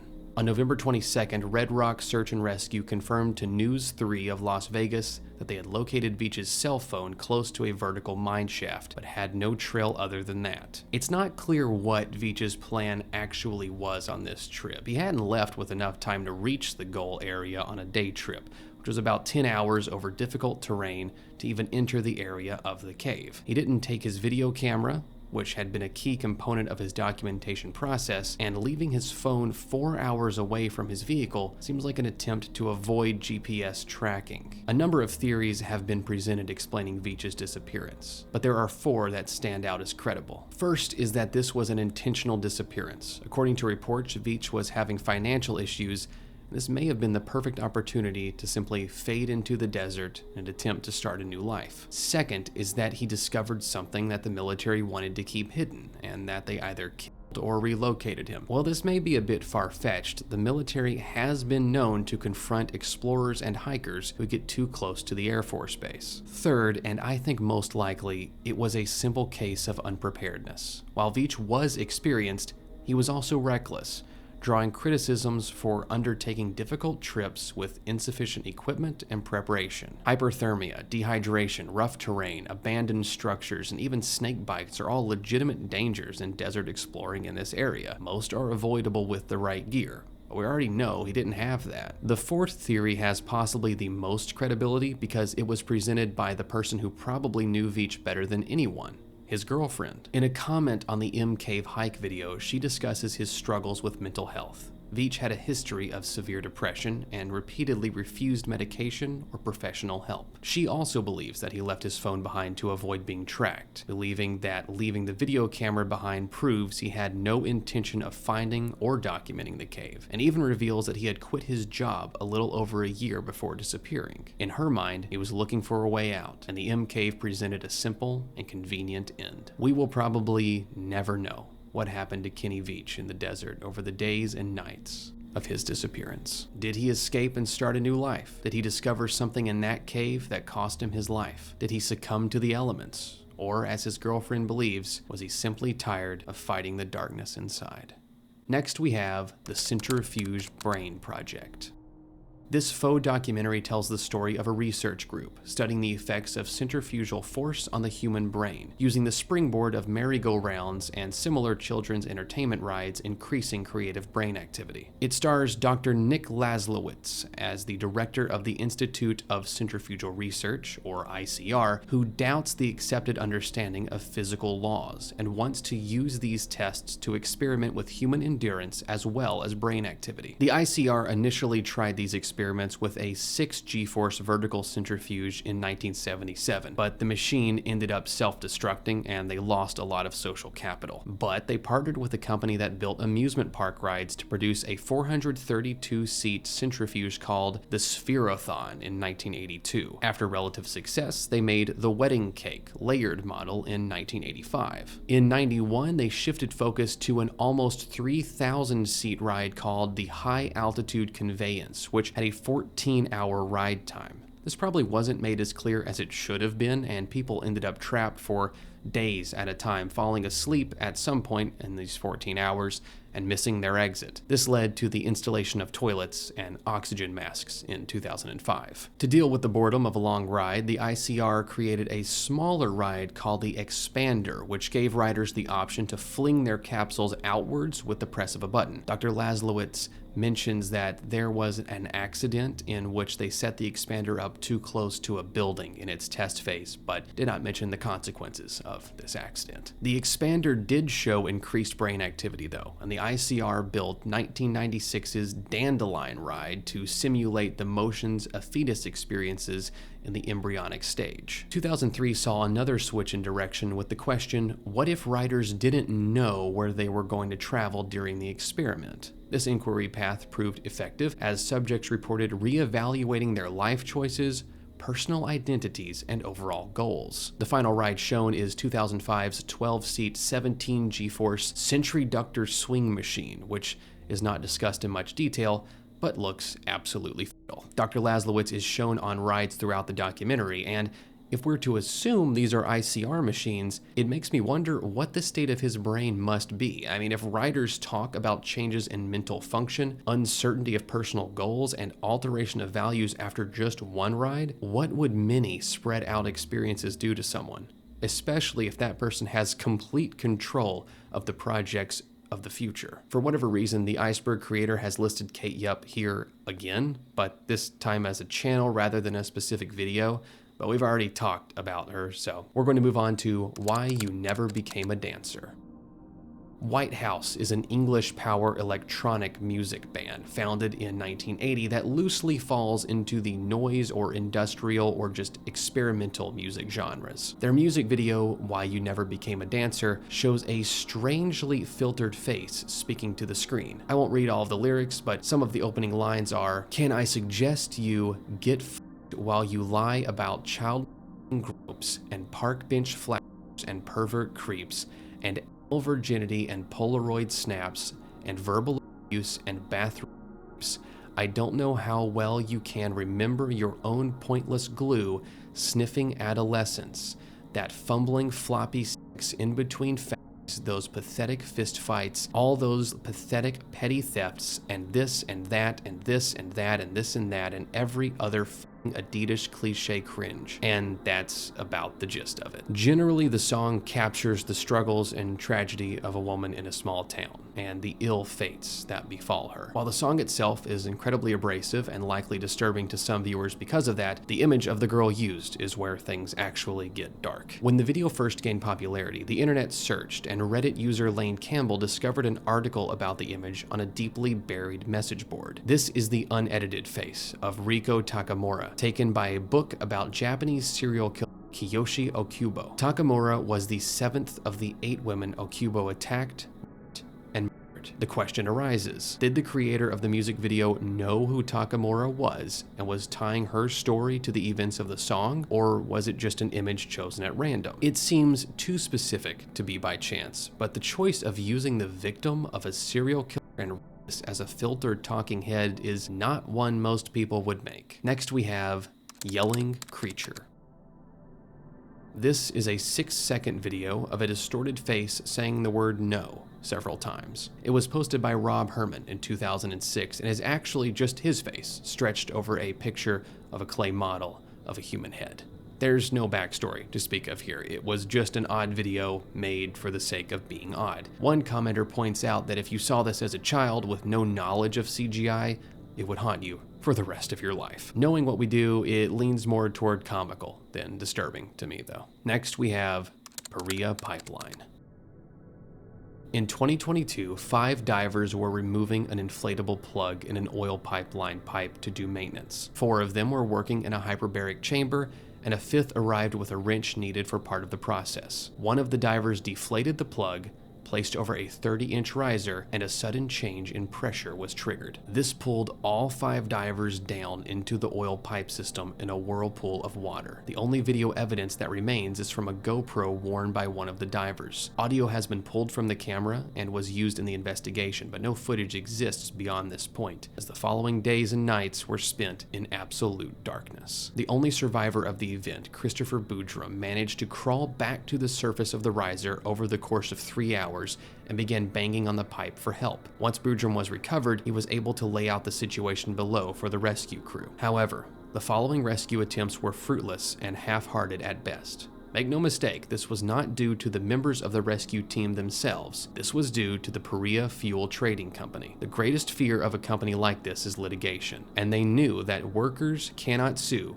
if they are not alive. Therefore, no legitimate attempts were made to save the 4 remaining crew members, and all of them died in the pipes. In November 2023, the Commission of Inquiry found that Perea's negligence could be characterized as gross negligence and consequently criminal, and recommended charges of corporate manslaughter. In September 2024, the governments of Trinidad and Tobago filed charges against Perea and the company they contracted to repair the pipeline. Corporations not caring about workers is nothing new and is an ongoing tragedy worldwide, but the most haunting part about the entire incident is the audio of the divers trapped in the tunnel, often heard praying, comforting each other, and hoping against hope that someone would come to their rescue. Consider the fear when the first one of them died.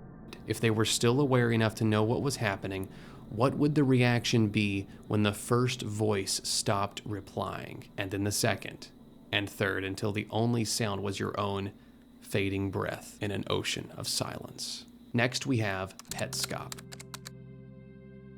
Petscop is a horror Let's Play series that tells the story of protagonist Paul, playing a game of the same name that he found in his home and uploaded to his channel, also named Petscop. He narrates the videos, but not in the fashion of a normal Let's Play. Instead, he is conversing directly with a person that we cannot hear, probably over the phone. There are 24 Petscop episodes spanning 5 hours, and I desperately want to take you through every single one, but once again, time does not allow me. But hold your tears, we're still going to talk about the story. The gameplay loop of Petscop consists of collecting 48 pets from 8 separate homes found in an area called the Gift Plane. At least this is what you're supposed to be able to do, but as we soon see, there's only one accessible level called Eve Care. Paul uses a note he found with the game to enter a cheat code and unlocks further areas, moving through the game in a way atypical to most puzzle games. As the series builds, it becomes clear that Petscop was a game created for a specific person, not just players at large. There are multiple instances of text boxes referencing information well outside the bounds of a game, like some sort of issues in an unknown family, ideas of rebirth, and a constant return to someone named Care. Not only do we begin to question the motivations of the game and who it was made for, we even have to start questioning the point of view of the players, since it's not always Paul behind the wheel. I'm going to go spoiler heavy here and summarize with a painful level of generalization, so skip ahead if you don't want to hear it. Basically, there's a guy, Marvin, who thinks his daughter is the reincarnation of his childhood best friend and kidnapped her. This theme of rebirth comes to a head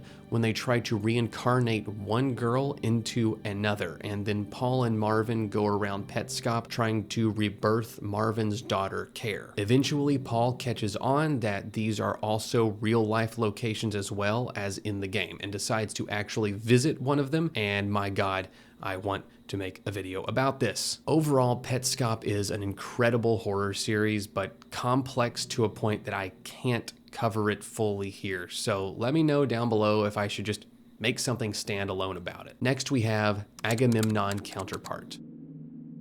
We start with a standard legal warning, followed by a text panel reading, "In the year 2571, a videocassette tape was found in a pile of rubble on the ruins of a certain blue planet. What you are about to witness will not be the contents of the aforementioned cassette. This is an entirely different recording." There isn't much to the video itself. Agamemnon Counterpart is cast as a recording of an old cartoon with glitching VHS visuals overlaying distorted children's music and the sounds of a person screaming. It did spawn a creepypasta by Gray's Sake posted on the Some Ordinary Gamers wiki though, and that's what we're going to talk about for the rest of this section. Graysake casts the story as a videotape found in a Japanese forest around 2003 or 4 that was labeled with 4 letters. It connects the scream audio in the background to the Korbaha Japanese case in which 2 men recorded themselves assaulting and murdering a high school student. The connotation here being that the screams heard are those of the victim, and the cartoon was taped over the original recording, being corrupted by the content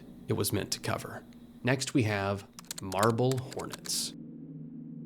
In my opinion, this is one of the best pieces of Slenderman media ever created. It's the only one that sparks a little bit of fear in my heart because of just how well it presents the character itself. As the wiki says, there are 87 entries, along with 3.5 entries, the anonymous entry, the unnumbered introductory video, and 40 accompanying Instagram videos from the series' unknown antagonist, and that was 2014. There's even more now. So while we can't go over every single piece of Marble Hornets, we're still going to go over the core story in some detail. Season 1 is primarily about a film student named Jay Merrick trying to uncover what happened on an unfinished project called Marble Hornets, directed by his former friend Alex Crail. 3 years earlier, Crail had been working on Marble Hornets for 2 months, but suddenly called the whole thing off, gave tapes of the raw footage to Merrick, and cut contact with all of his friends, completely disappearing. In an attempt to find out why his friend abandoned the project, Merrick begins going through the tapes, uploading logs of his progress to YouTube. Merrick discovers that the film production was being haunted by a menacing figure called the Operator, which is the in-universe name for the Slenderman. However, this investigation soon catches the Operator's attention, and Merrick becomes his new victim, eventually being driven to set up recording equipment in his own home to try and stay out of the Operator's clutches. Around this time, we begin to see counter uploads from someone called To The Ark. While these posts are not endangering Merrick, they're incredibly cryptic and definitely threatening. He starts to meet with people who worked on Marble Hornets and is sent to the abandoned house of one of the former cast members. Here we see the first material danger as Merrick is attacked by a person in a mask whose identity at that point is a mystery. Next, Merrick goes to a red tower, which was one of the filming locations for Marble Hornets. Here, he finds a new tape from the original raw footage that Crail had not given him. The tape shows Crail and his cameraman Seth Wilson being confronted by the Operator. This leads to Crail abandoning Wilson, choosing to escape rather than helping his friend. After this escape, he decides that all of his cast and crew are lost. To The Ark starts ramping up his threats at this point by revealing that he is actively stalking Merrick. This fact leads Merrick to run away from his apartment, which was a good instinct because it burns down not long after he leaves. Merrick then receives a new tape in the mail in which he sees Crail and his girlfriend Amy Walters being attacked by the Operator, the first physical violence we've seen from him to this point. After seeing this, Merrick decides he has to go and find Crail,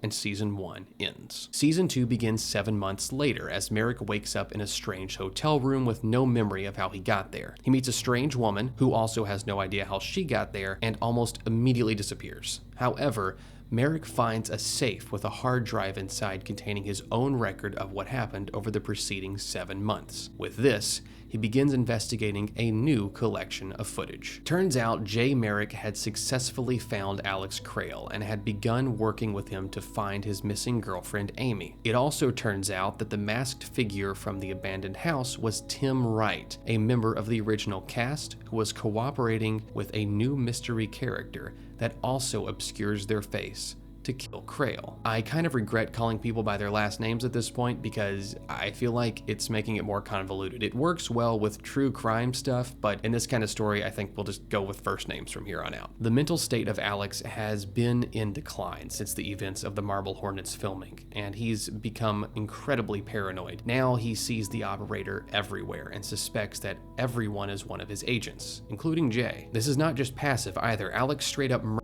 someone in this season, and the corpse gets taken by the Operator. He starts becoming suspicious and violent toward everyone, and later this extends to the girl Jay met in the hotel. She was Amy's roommate, Jessica, who Alex began targeting, simply because she was being asked questions about the investigation. The climax arrives when Alex lures Jay and Jessica into the woods to show them something he claims is relevant to Amy's location. He seems fully prepared to kill both of them at this point and presents a gun to shoot them. Tim reappears and subdues Alex as Jay and Jessica escape, aiming to lay low at a hotel. However, they are attacked by the operator, and this was what triggered the following memory loss. As this is the end of the new footage, Jay decides that he must continue his search for Alex, now in a very different context than earlier. As he leaves the hotel, he sees Tim in front of a nearby building and tells us he has a plan, and Season 2 ends. Season 3 is primarily focused on Jay and Tim working together to find Alex and evade the operator. This is difficult for two reasons. One, the operator has become much more aggressive with his attacks, and two, each time he attacks, the mental states of the survivors weaken. Jay begins to suffer hallucinations, and Tim is only holding it together because of his new medication. This is because Tim doesn't remember anything that happens when he's wearing the mask, and was committed to a mental institution because of this. However, Tim's stabilizing medication is soon stolen by the hooded accomplice we saw earlier. It's revealed that this hooded figure was also responsible for Jessica's disappearance from the hotel in Season 2, a fact which drives Jay to attack Tim and tie him up. This is generally ineffective though, as the hooded figure arrives shortly after to free him. Now both Jay and Tim go to an abandoned college to confront Alex, but Jay finds him first. Making good on his threat at the end of Season 2, Alex murders Jay, who is immediately taken by the operator. While here, Tim discovers that the hooded figure is Brian Thomas, the main character of the original Marble Hornets production, but Brian almost immediately falls to his death. Tim decides to lure Alex into a trap and goes back home, knowing his assailant will follow. In their final confrontation, Alex reveals that he wants to kill everyone involved with Marble Hornets, claiming to have already murdered Amy, Seth, Sarah, and as we saw, Jay. Tim snaps, stabbing Alex in the throat and leaving his body for the operator. Not long after, he finds Jessica and tells her that Jay has moved away and that he is soon to follow. However, he breaks into a coughing fit and the camera glitches out, returning to show Tim driving away alone with sirens wailing in the distance. The footage ends and a message appears reading, "Everything is fine." Next we have 11BX1371. This is an art project created and posted by Parker Wright sometime between 2013 and 15. It first came to light in coverage on a Swedish tech blog called Gadget ZZ, who said that it had been sent to them. However, Wright later made claims that the blog was not being honest regarding their acquisition of the footage, a statement that alone implies many things at once and nothing at all. The original video was found on YouTube not long after the Gadget ZZ publicization on Wright's channel, and he later uploaded a follow-up taking credit for it and explaining its intentions. The video itself shows a figure in a well-made plague doctor's costume standing in a corner of a derelict Polish sanatorium. The figure holds up a hand that shows a blinking light and looks at several on-screen graphics and animations that were added in post, all while an incessant buzzing sound plays in the background. There are several hidden messages throughout the video, and a lot of these can be found by creating a spectrogram of the video's audio. These images were mostly women being murdered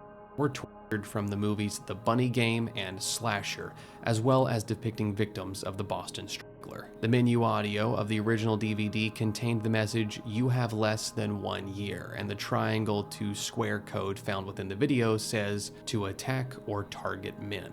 Obviously, these threatening connotations combined with the plague doctor attire led viewers to think these were messages leading up to a bioterror event or similar attack. According to Gadget ZZ, the cipher in the video translated to, "Stand and fight with us. Take down the Black Beast. Kill his disease or fall with the rest." Another single-frame Morse code message said, "Red lips like the 10th," along with 20 pairs of 2-digit binary, which were the longitude and latitude of the White House. Red lips like the 10th is generally accepted to be an anagram for kill the president. In case all this wasn't clear, it's talking about and threatening then American President Barack Obama, something else which led viewers to believe this was part of a greater organization or movement. In a Twitter post, Parker Wright claimed that the people decoding these hidden messages were no closer to understanding the intent of the video than they were when they began, adding that he wanted people to work together to solve the puzzles, as he believed that no one individual could resolve all of it. Maybe all of Wright's hidden messages have been discovered. Maybe he wasn't the creator of the original video at all. And maybe it all hints at something far darker than just an art project. Next we have possibly in Michigan.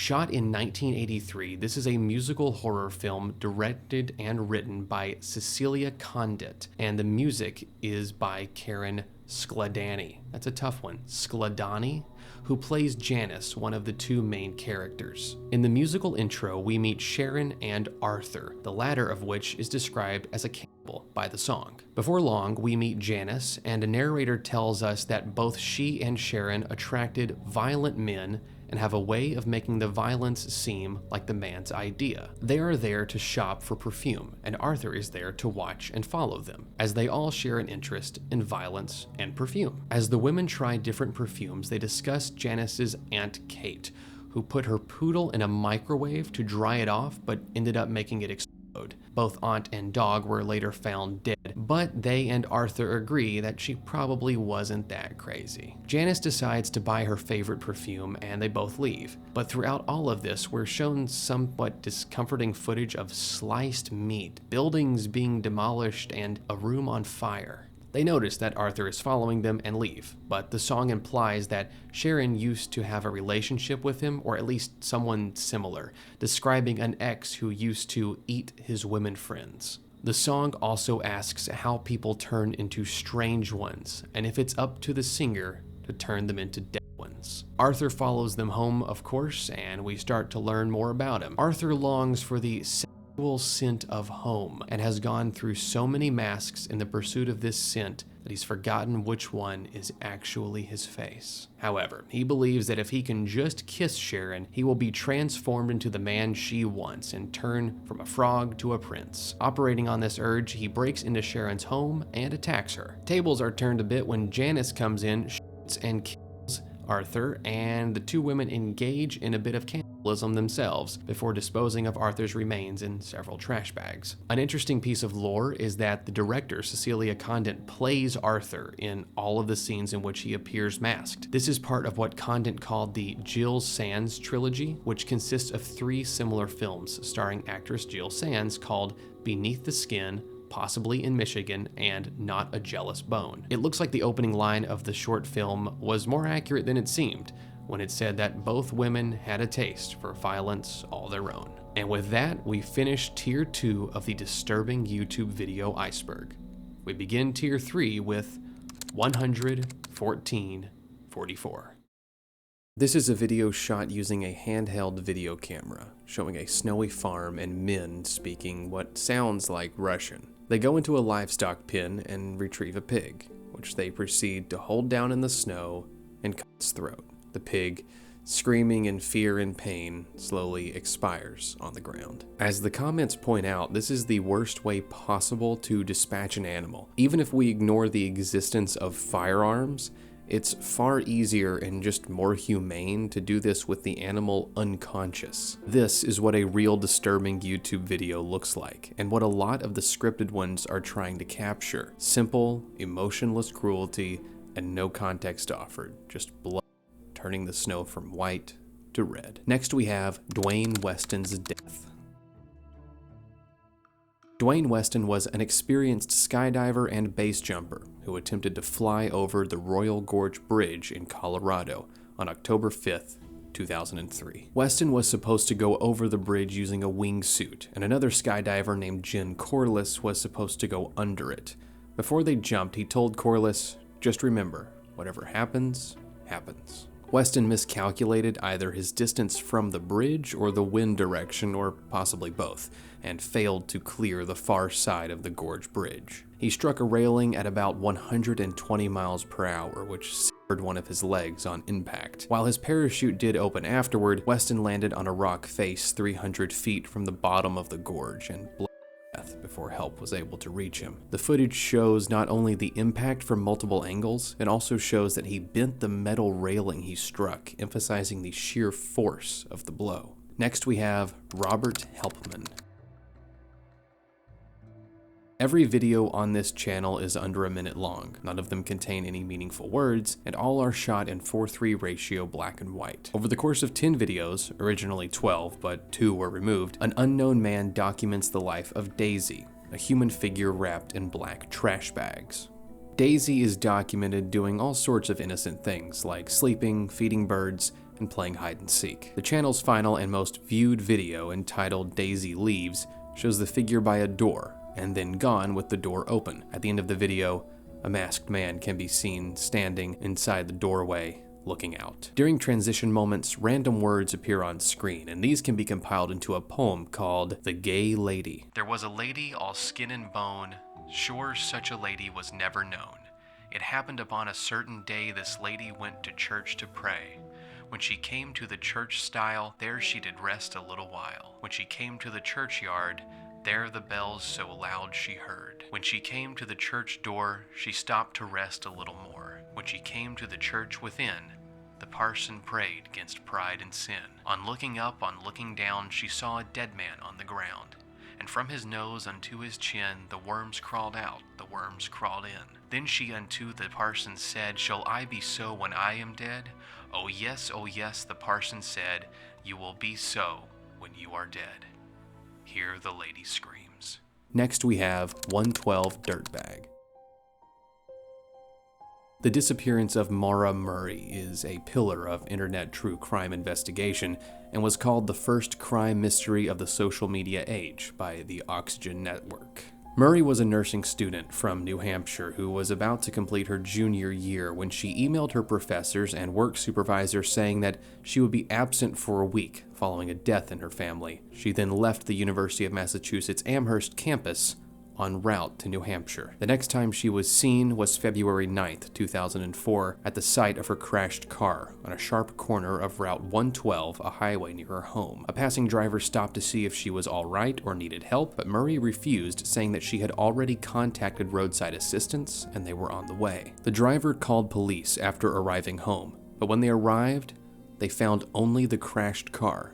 No driver in sight. Maura Murray was never seen again. There are a number of strange complications to this disappearance. First, there was no death in the family, as she described in her emails. Secondly, there was no reason for her to be where she was, and none of her friends or family knew what she would be traveling back home to do. Aside from pure strangeness, no signs of foul play were ever found, and the case, initially purely missing person, eventually earned the qualifier suspicious missing persons case in 2009. In 2011, on the 7th anniversary of Murray's disappearance, a channel called 112 Dirtbag uploaded a video titled Happy Anniversary. The channel name is a reference to Route 112 where the disappearance took place, and Murray's father on television, who suspected foul play, calling whoever did it a dirtbag. The video shows an older man wearing glasses and laughing uncontrollably and increasingly maniacally in front of a plain cinder block wall. While the original channel and videos are long removed at this point, there were a few others posted showing the uploader at various places relevant to the case, including the exact place where the car crash occurred. Police investigated the man behind the channel, Jeffrey Olson, but never found any evidence linking him to the disappearance. But with absolutely nothing else to go on, the question remains, was Jeffrey Olson the man who took Murray? Did he know who did? Or was he simply a strange internet user obsessed with a mysterious tragedy? Next we have Dolly Flesh. Leighton LeBeau began uploading gore and dismemberment videos using clay figures to an Instagram account called Misery Magic in May of 2016. Not long after, he pivoted to upload on his YouTube channel called Dolly Flesh, where he expanded on the same format. Most of this content was stop-motion claymation and depicted everything from serial murders to torture to cannibalism or even animal abuse.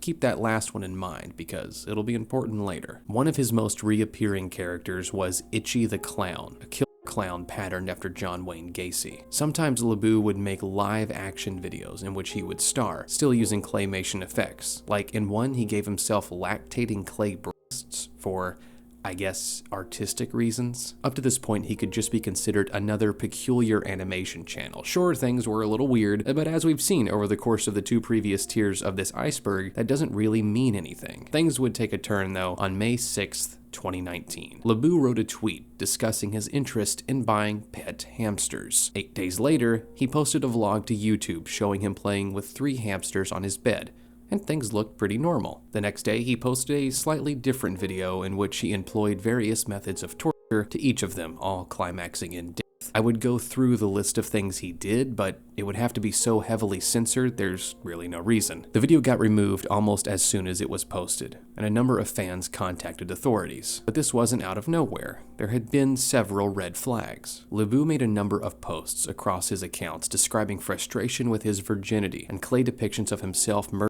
and mutilating both women and animals. It's not hard to see that he saw both women and animals as lesser beings, so it didn't really matter what he did to them. He even talked about wanting to buy a doll, because then he wouldn't have to bother with the annoyance of consent. In May of 2020, he was arrested on 2 counts of murder and abuse, but was let out on a $1,000 bail. In August of 2021, he was given an 18-month conditional sentence that prohibited his entrance to pet shops, implementation of a curfew, and, perhaps most crucial, he was not allowed to use social media. This was accompanied by 4 to 5 years of supervision. One of Lebu's friends said that she had become his friend because of similar interests, but soon learned that not only did he idolize serial killers in general, he actually had plans to kill multiple girls he went to school with because they had rejected his advances. Their relationship was questionable in nature because Lebu had said multiple times that he wanted it to be more than it was, and would even send her pictures of himself, which seemed to have been unrequested. While she was fine with most of this, when she told Lebu that she had gotten gerbils, he began his hamster plan, and she believes that he did it out of an obsession with her and was planning to keep her updated with the details of the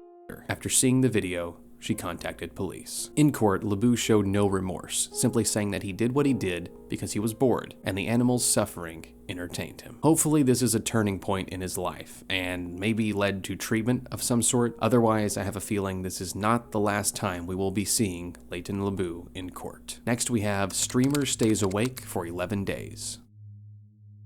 Norm is a sensationalist YouTube channel that does all sorts of challenges and demanding exercises for the sake of views. Sometimes these are homeless to a millionaire in 1 week to prove it's easy for less than 10,000 views, and other times it's trying to beat a discontinued world record. The longest anybody has stayed awake without stimulants is 12 days, and that was the goal for Norm to break. He lasted for 264 hours and 56 minutes, and had 9,000 viewers when he broke the record. A lot of people were pretty concerned about this for some good reasons. Like I said, this is a discontinued Guinness World Record because there's no upside to staying awake this long. It only results in lasting brain damage. People have reported brain fog and memory issues up to a decade after staying awake for less time than this. There were even police and ambulances outside Norm's house as he neared the record, a fact which appeared to annoy him. He was banned from several live streaming platforms during this stream and eventually finished on Rumble, which goes partway to explain the audience size. Just remember, viewer, if you're ever asked how many views it would take to be worth brain damage,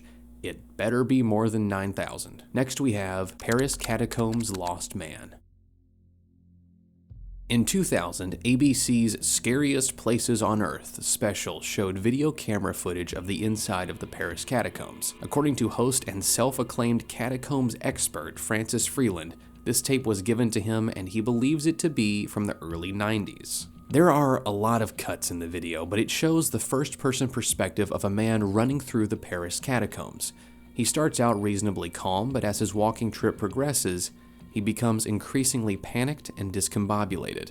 He passes a number of symbols and figures painted on the walls, which are graffiti, but the graffiti in the Paris catacombs can range anywhere from 400 years old to just current. According to the voiceover, he is running deeper and deeper into the catacombs as he gets more and more fearful. In the beginning, he stops to examine pieces of human bones on the floor of the tunnel, something not uncommon in any catacomb, but later, he's just running as fast as possible.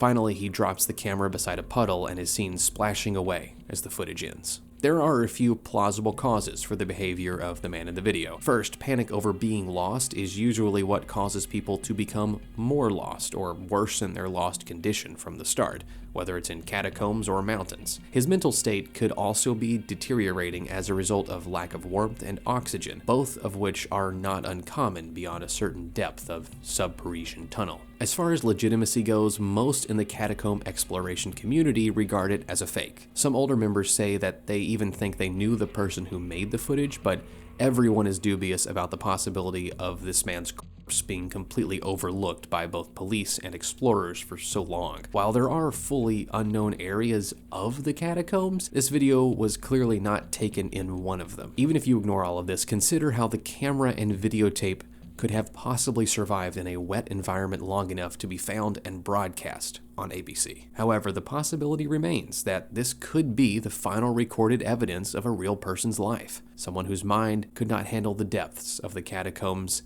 and became just another skeleton in the dark. Next, we have the Station nightclub fire.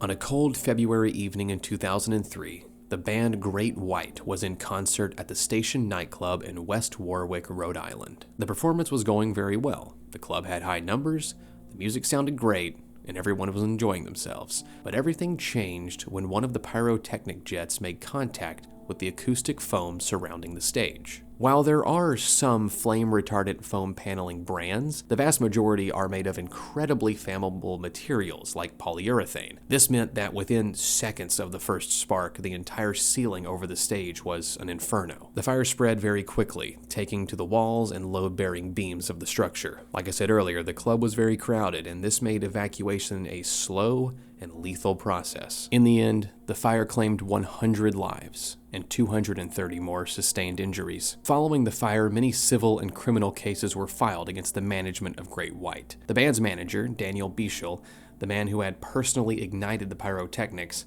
did the right thing and pled guilty to 100 counts of involuntary manslaughter. He was sentenced to 15 years in prison with 4 to serve, but was released after 2 years when merciful families of victims supported his parole. One owner of the station pled no contest and received the same sentence as Bischel, also being released in 2009. The other owner received 500 hours of community service. The footage is awful, knowing the lethality of the fire.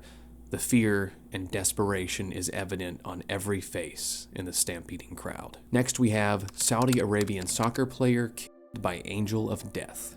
During a soccer match between the Al Raed and Hajr teams, I know I'm not pronouncing it right, God help me, a player of Hajr suddenly sustained a kick to the neck and had a violent seizure on live television. The way his body contorted made it seem as if he was being attacked by something invisible, and this led to a popular YouTube clip and urban legend saying that he had been killed by the angel of death. However, the player did not die and was fit to play by the team's next match, where he went on to score 2 goals. Next, we have found dead body in a cooler at a lake. A group of teenagers were exploring the banks of a lake when they discovered a cooler sealed with duct tape. They drug the cooler up from the water and began opening it with a fillet knife. After they gingerly and hesitantly opened it, they discovered what appeared to be a heavily decomposed human within. The shock among the group is palpable from the video's audio. Some commenters didn't understand why some people in the video can be heard laughing, but this is really a common response mechanism in any primates when confronted with carnage like this, especially if you've never seen anything like it. A comment from the person who opened the cooler updates the situation, saying that it was a neglected infant who was placed in the cooler filled with water. It's hard to describe the true volume of cruelty such an action entails by parents or any caregiver. Next, we have Illusion of Bias. Illusion of Bias is a short horror film that tells the following story. A girl has a brain tumor, and while the doctors are able to remove it successfully, there are complications, and she awakens from anesthesia, unable to perceive her own face in both reflections and photographs. Understandably, this sent her down a path of depression and dysphoria, struggling with the fact that she would never be able to see herself as others do. But one night, she had a dream. In the dream, she was filled with euphoria, feeling lighter than air. A voice asked if she would like to see her face again, and if so, to simply open her eyes and she'll be able to. She awakes suddenly in the night, unsure if it was the dream that woke her or the perception of something in real life. As she comes out of the dream, the euphoria fades and she becomes aware of the sensation that something is in the room with her. She rushes to the bathroom mirror to see her face and discovers a twisted, malformed reflection staring back at her. She immediately vomits into the toilet and wishes above all else to no longer see her face. After this, she goes back to seeing only a blur over her face, and the depression returns. Every night after this, she awakes in a puddle of her own vomit. The film ends by saying that we should be thankful for what we have and that this could happen to anyone. Next we have 1444. The original 1444 video has, at least according to all sources that I can find, been wiped fully from YouTube and the majority of the internet at large. It is a recording of a Spanish YouTuber sitting on a couch and placing the barrel of a tactical shotgun against his temple. He then pulls the trigger and receives the expected result of being shot point blank with a shotgun.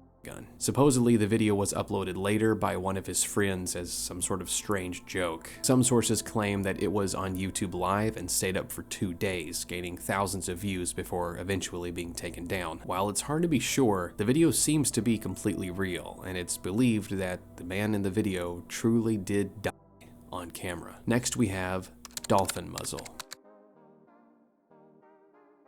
This is an interesting example of how the internet has evolved. Now, this muted video of someone wearing a dolphin mask and moving his mouth around is just funny, and no one would think twice about seeing it on their Instagram Reels feed. But back in 2007, it was the scariest thing ever, and some people genuinely believed it was some sort of human-dolphin hybrid. It's actually just a very good advertisement for a latex mask and prosthetic company called North Fur FX. Seeing the other products they make, it's odd that this is the one that got so much traction, because there were some others uploaded around the same time that were far more unsettling in my opinion. Next we have fish heads.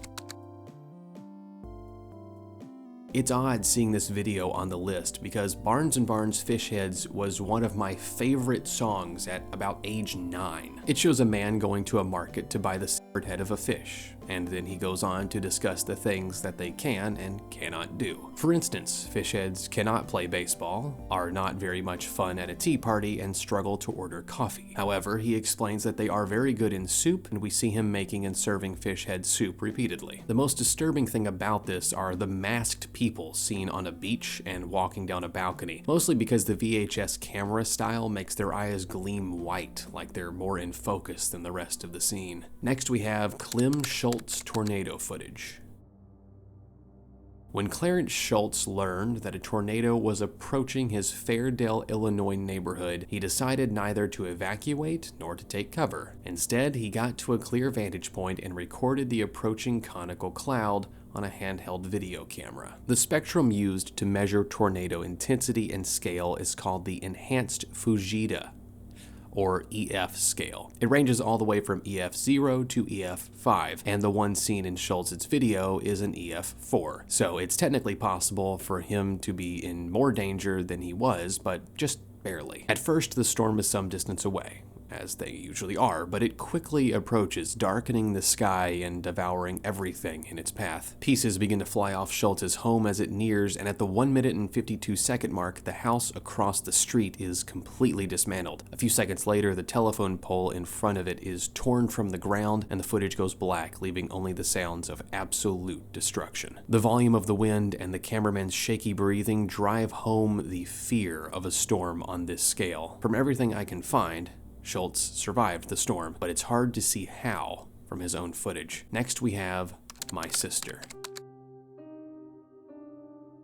My Sister shows a woman trying on different outfits in a hallway with a concerningly fixed smile. After showing a white dress and black shirt, she approaches the camera and removes her face, which is revealed to be a mask. We then see what seems to be her with her actual face eating something before a hard cut brings her face to face with the camera. From this angle, she places her hands in the same places she did before to remove the mask and stretches her face before the video ends. If it was a mask she was wearing at the end, she would have had to have been triple masked at the beginning and then eating with a mask on in the second part, which clearly doesn't appear to be the case. The channel that uploaded it, called Raider Dog, mostly did Call of Duty content before this, although he'd shown interest in creepypasta content before. More recently, he made a few videos in the same Disturbia genre as My Sister, but seems to have stopped after these did not gain the traction. Next we have Lame Horse Fire. At 1 a.m. on December 5, 2009, the Lame Horse nightclub of Perm, Russia was deep into its 8th anniversary celebration. As with the station fire, there were more people in Lame Horse than there probably should have been, with about 300 attendees at the time of the fire. It started in much the same way, with the performer throwing cold flame pyrotechnics in the air, igniting the plastic covering of the ceiling above the stage. Things started all right, with the master of ceremonies calmly informing everyone that they needed to evacuate the club, and the crowd began filing out the exits. However, as this exodus was taking place, the wooden ceiling facade caught fire, and suddenly the peaceful crowd was looking up at nothing but flames. Understandably, this caused a panic, and a stampede began for any way out of the club. People began exiting through the rear doors of the club, but the sudden flow of fresh oxygen from the front to rear doors dramatically hastened the spread of the fire. There were a number of safety issues with the club itself, outside of wooden ceiling decor and a venue using pyrotechnics. An entire side of the club's front doors were locked, meaning half as many people could exit. On top of this, the rear exits were not marked with illuminated exit signs, and no one knew that they existed amongst the smoke now filling the building. According to witnesses, it took over 20 minutes for emergency services to appear, and even once they did, there were only 2 ambulances, which took 6 people each and left. Firemen were pulling people out of the building but had nowhere to put them, so they just left the victims on the ground, barely conscious in the 16 below zero Russian winter air. A good deal of them died in the snow, waiting for help. Of the 300 guests in attendance, 94 died at the scene. 65 were flown to Moscow, and 28 to St. Petersburg. But even for those who received medical care, the prognosis was bad. In total, Lame Horse Fire claimed 156 lives. The following investigation placed the blame on the unsanctioned indoor use of fireworks, and there were a lot more people charged than in the station case. While we won't go through all of them, suffice it to say that these sentences were served in their entirety, some up to 9 years in prison, and over 200 million rubles were compensated to the families of the victims. Next we have grave robbing for morons. This is a 26-minute video in which a young male teaches the audience about the basics of grave robbing. According to a lengthy investigation by Reddit user C Pager, the video seems to be from the early 1990s, shot somewhere in either Brooklyn or Queens.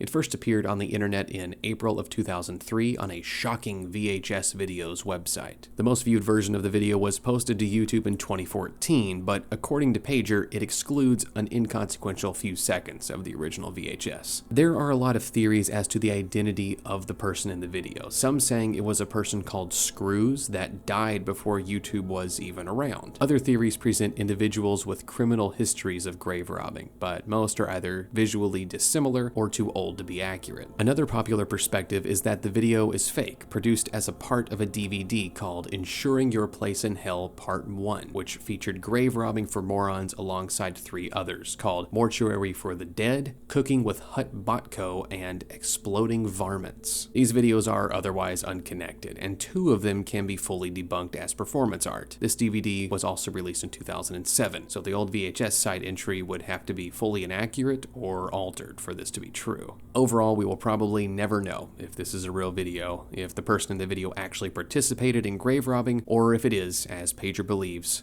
from the early 90s. Next we have Roro-chan 1999.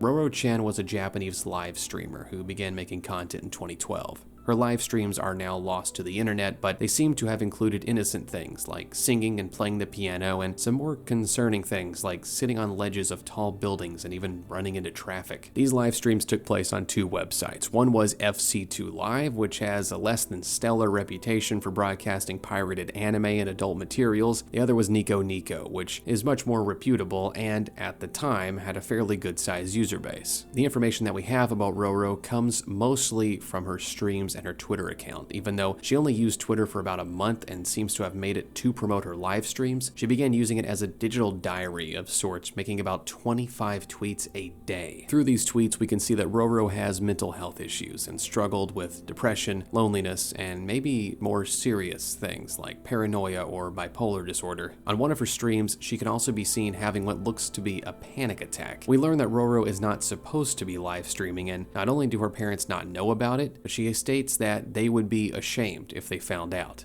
as apparently some of the streams dipped into NSFW territory. Overall, she wanted to be famous, or in her own words, a legend, and in a strange, tragic way, it looks like she became exactly that. It's difficult to find a lot of specifics about the following events because there was very little news coverage of them, and that which there was has been lost somewhere in the Japanese deep web. What we do know is that on the 24th of November 2013, 14-year-old Roro-chan threw herself from the balcony of her 13th story apartment and died. Her mother, who lived with her, heard strange noises from Roro's room, but not enter to investigate until after she had jumped. There was rumored footage of her death being passed around when the story broke her mainstream awareness, but if this footage existed, it is long since wiped. Another story claims that she lay on the street for hours, still alive after the fall, before emergency services were called and later died at a local hospital. Without news coverage, it's hard to say if either of these theories is legitimate. Most people found out about Roro from a song released in 2020 by this band entitled Ruru's Show on Livestream, a tribute to Roro-chan. Not long after, people began to discover that this song was based on a real story. Some critics of the song see it as capitalizing on a tragedy, but I'm more inclined to side with the view that it really is a tribute and the band was simply doing their best to spread awareness about mental health and the pitfalls of youth. Next we have Shay St. John. Shay St. John is a character created by Empty Socket Productions. Canonically, she is a model and a singer and has the world record for the most problems. Shay also created the Save Abused Dolls charity, in which she adopted a burned doll named Kiki. She was the victim of a brutal car crash that left her both physically and mentally disfigured. Now she believes that she's living the glamorous life of a supermodel, while in fact she does nothing glamorous at all. Also, as a result of the crash, she's required prosthetic limbs but chose puppet limbs over normal ones. There is actually a huge amount of lore surrounding Shay, so we're probably going to be focusing on what is her most famous appearance in YouTube, Shay St. John street walking. We see Shay walking, or rather stumbling, through what appears to be a California neighborhood, with close-up shots of her mannequin legs failing to carry her like a normal person. She follows the camera in a rapid, stuttering gait, and a voiceover says that she is totally obsessed with Kiss and is buying her stairway to heaven. These are normal people walking around in the neighborhood in the background too. I can only imagine the horror of being out on an evening walk and seeing this character coming out of the twilight. And with that, we finish up Tier 3 of the disturbing YouTube video Iceberg. Starting off Tier 4, we have Leathers Smoke Me. There are fetishes for anything you can imagine. If a person can do it or have it done to them, somebody somewhere is into it. This rule applies to smoking just like anything else. This channel, which I'm going to pronounce Leathers Smoke Me, was operated by a person who partook and uploaded content for the gratification of a smoking fetish. Like any fetish, there are varying degrees of intensity. On the surface level, someone can find something attractive and engage with it in reasonable ways with consenting adults that is safe for them and others. However, it's very possible to become lost in this pursuit and go down some dark roads that lead you to harm yourself and others. And yeah, that's what this guy did. Not only was he attracted to the concept of smoking as a whole, but he also got a release from the negative health effects that followed his smoking addiction. That's not uncommon either. In fact, there is an entire subreddit on the topic in which people post content depicting the negative health effects of smoking and symptoms of it that they are experiencing for mutual gratification. I don't know if you're aware of this, but smoking, especially cigarettes, is not good for you, and the long-term symptoms are fatal, whether you are attracted to their presence or not. Leathers Smoke Me posted his first video in May of 2006, very early in the YouTube lifespan, and would continue posting until his death in 2011. There are many signs of declining health over the channel's active years, including several videos where you can see a piece of gauze covering his throat, something usually seen in cases of throat-related surgeries and cancer treatments. The comment sections of these videos are now full of rest in peace messages, with many cautioning against the danger of cigarette addiction and the suffering that can ensue when someone gives themselves over completely to a substance they can't live without. Next we have the death of Joe Burris. The amazing Joe Burris was a Los Angeles magician who saw himself as an improved Harry Houdini and performed similar escape and magic tricks. While his career was fairly successful, he became fixated on successfully escaping from a plastic glass coffin buried 6 feet deep in the ground. In theory, he was not careless with his preparation for this escape attempt. He practiced it many times, sometimes with the coffin buried beneath dirt, sometimes not. He was said to even carry the coffin around with him in a truck through the streets of Los Angeles to gather interest in the upcoming attempt. And then, on Halloween night 1990, Joe Burris arrived at Blackbeard's Family Fun Center in a white limousine wearing a completely white tuxedo. Halloween night was chosen both because it was a cool time of year to do a trick like this at an entertainment park and because Harry Houdini had died on Halloween in 1926. Before he entered the coffin, Burris told a reporter from the Fresno Bee, "I consider myself a master of illusion and escape artist. I believe I'm the next Houdini and greater. To me, that's what an escape artist is, to put myself in an impossible situation and get out of it." With about 150 people in attendance, including his 2 young sons, Burris's hands were bound and he was chained into the coffin before it was lowered into a 7-foot deep grave. As they began pouring the dirt, he knocked on the lid, saying that the chain around his neck was too tight, and removed it. After this, the coffin was resealed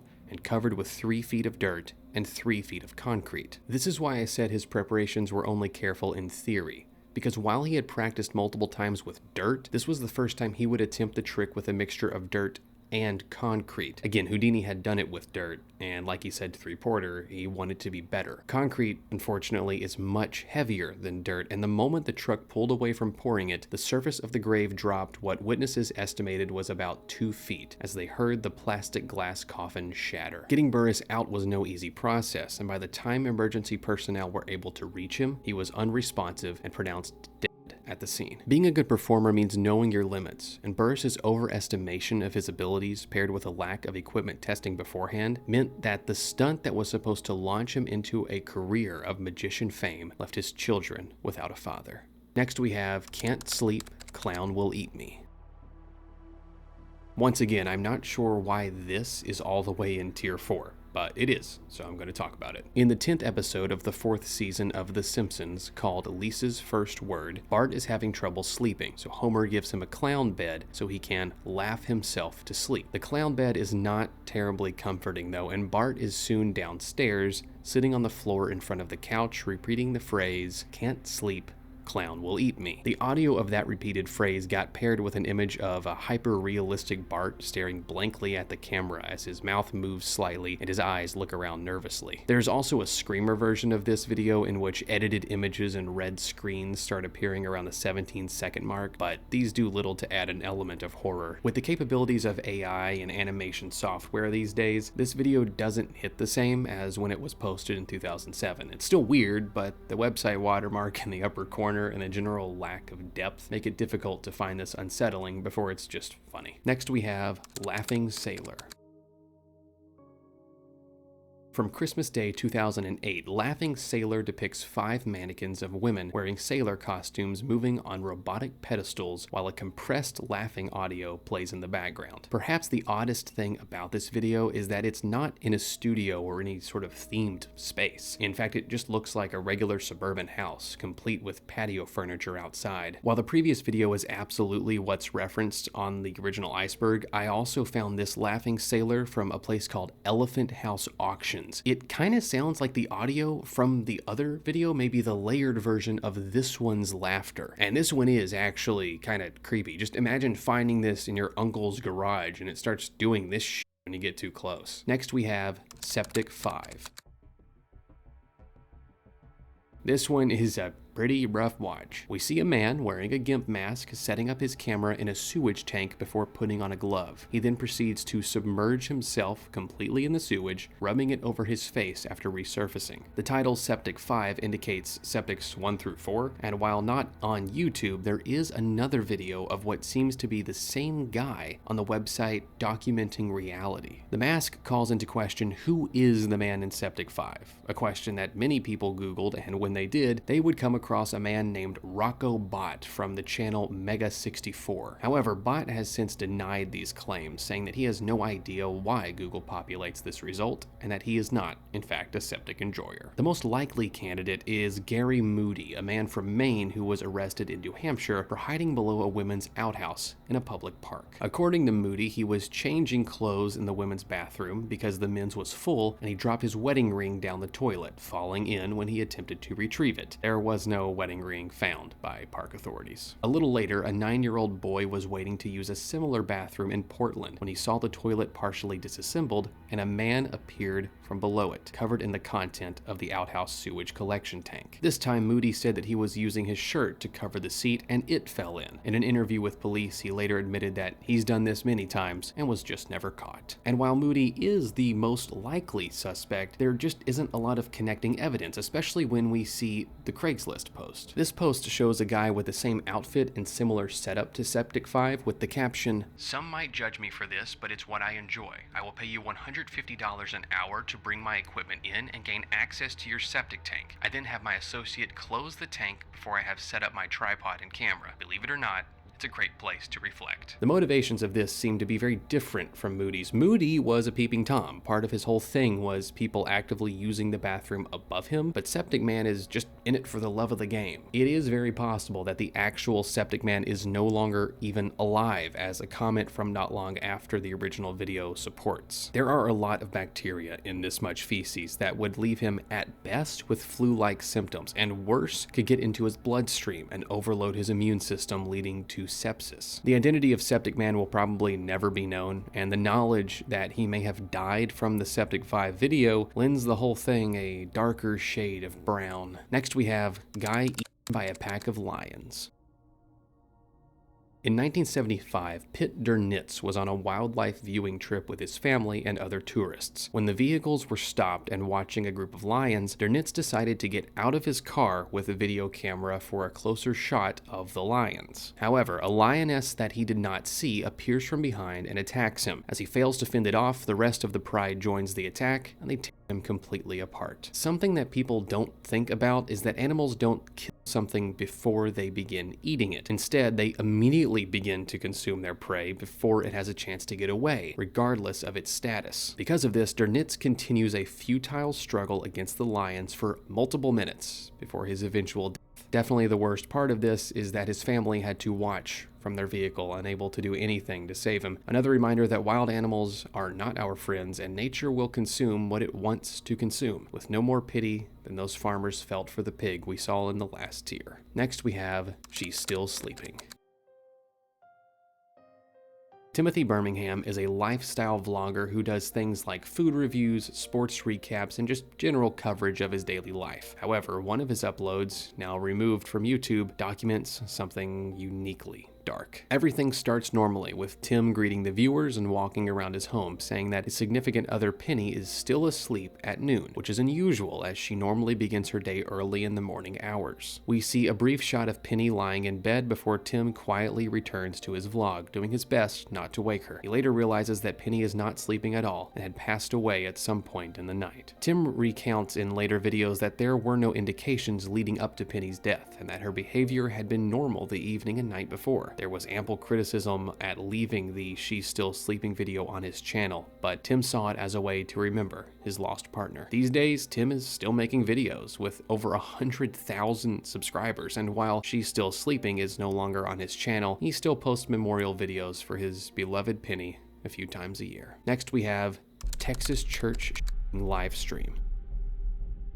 On December 29th, 2019, the West Freeway Church of Christ was having a normal Sunday service. Partway through, a man wearing a hat and fake beard stood from a rear pew holding a shotgun. A nearby churchgoer was in the process of drawing a handgun in response and was shot and killed immediately, along with another member of the congregation seated near the shooter. Moments later, the head of the church's volunteer security team, 71-year-old Jack Wilson, killed the gunman with a single shot to the head from 45 feet away. The West Freeway Church of Christ live streams all of their services, and this one was no different. So as soon as the shooting happened, it was visible online. Almost as soon as it happened, clips began to spread on every platform available, and the event became an internet fixation for the following days. While the deaths of 2 innocent people is absolutely horrific, Jack Wilson's speedy execution of the perpetrator made this a far less awful event than it would have been otherwise. Next we have Markiplier's Hospital Playthrough. In January 2016, Markiplier posted a Let's Play of a short horror game called The Hospital. It was later removed in 2023 as clips began circulating online. The game's main character is a drug addict in search of a fix in an abandoned hospital, with the horror component being the slow discovery of what made everyone disappear from the hospital in the first place. The trouble is, there are, from what I can't find in re-uploads, 3 instances in which the in-game jump scares contain actual gore images of corpses. Oddly, more people were upset that Mark was not aware that it was real gore and that he left the video up on his channel for so long. To me, the blame should be on the person who actually made the game with real gore, not people who played it. It was sort of a big deal at the time, but the internet was a very different place in 2016 than when the clips of the video began to resurface in 2023. Seeing the negative possibilities, Mark removed the video from his channel. Next we have Mon's Militia, Call to Arms for American Patriots. On January 30th, 2024, Justin Mon was arrested for a YouTube video he posted called A Call to Arms for American Patriots. In the 15-minute video, Mon displays his father's decapitated head and rambles about betrayal by the federal government. His father was one of the federal employees by whom he felt personally betrayed, and he claimed that he was attempting a citizen's arrest. When his father resisted the arrest, Mon believed he had justification to use deadly force. He intended to start a wave of defiance against the government with this act, but evidently it did not go as planned. Mon's sister said in court, "My whole family feels violated by the defendant's extremely calculated and premeditated betrayal, and from the posting of the horrifying video that he published online for thousands to see. The awareness that my own brother is capable of such atrocities is terrifying. That person we grew up with is long gone." In 2025, Mon was convicted of first-degree murder and sentenced to life without parole. Next we have Walls Fall Out. Sylvia Brown was a medium and psychic who liked to dabble in true crime, appearing on large-scale television shows and contacting the spirits of murder victims. One of her most famous appearances was on the Montel Williams show, when she told the family of a then missing woman, Amanda Berry, that their daughter was dead and she was communicating with her spirit. 10 years later, in 2013, Berry escaped, having been held captive in a basement in Cleveland for a decade. Brown would die herself in late 2013, but before that could happen, Cheryl Murkowski posted a music video called Walls Fall Out. The lyrics are almost one-for-one lifted from one of Brown's recorded readings discussing an anal prolapse. On the imagery side, it shows insulting caricatures of Brown singing the song, most of which make her look emaciated and ill. Ironically, a woman who spent her career taking people's money and lying to grieving families with her live-action roleplay is now remembered by an entire generation only for appearing in a hit music piece video, long after her own death. Next we have What Are You Thinking? A person is wearing a suit made of trash bags, complete with a face mask. They sit in what appears to be a bathroom and stare at the camera, twitching and moving strangely from side to side. After 1 minute and 12 seconds, they raise something to their mouth, which the comments believe is spaghetti, and smear it across their mouth area. Afterward, they seem to be choking or having difficulty breathing due to the substance covering their face. At the 144 mark, they hold up a piece of paper with "What are you thinking?" written upside down. And that's it. That's the whole video. As far as I found, there's no exterior information that makes this video disturbing other than the odd behavior of the person in it. Some interpretations say that they vomited in the mask rather than raising something to their face, but it doesn't really look like that. This is just another example of a mildly unsettling video that doesn't have any truly disturbing context, aside from the prescribed context that the viewer gives it. Next we have John Duncan Blind Date.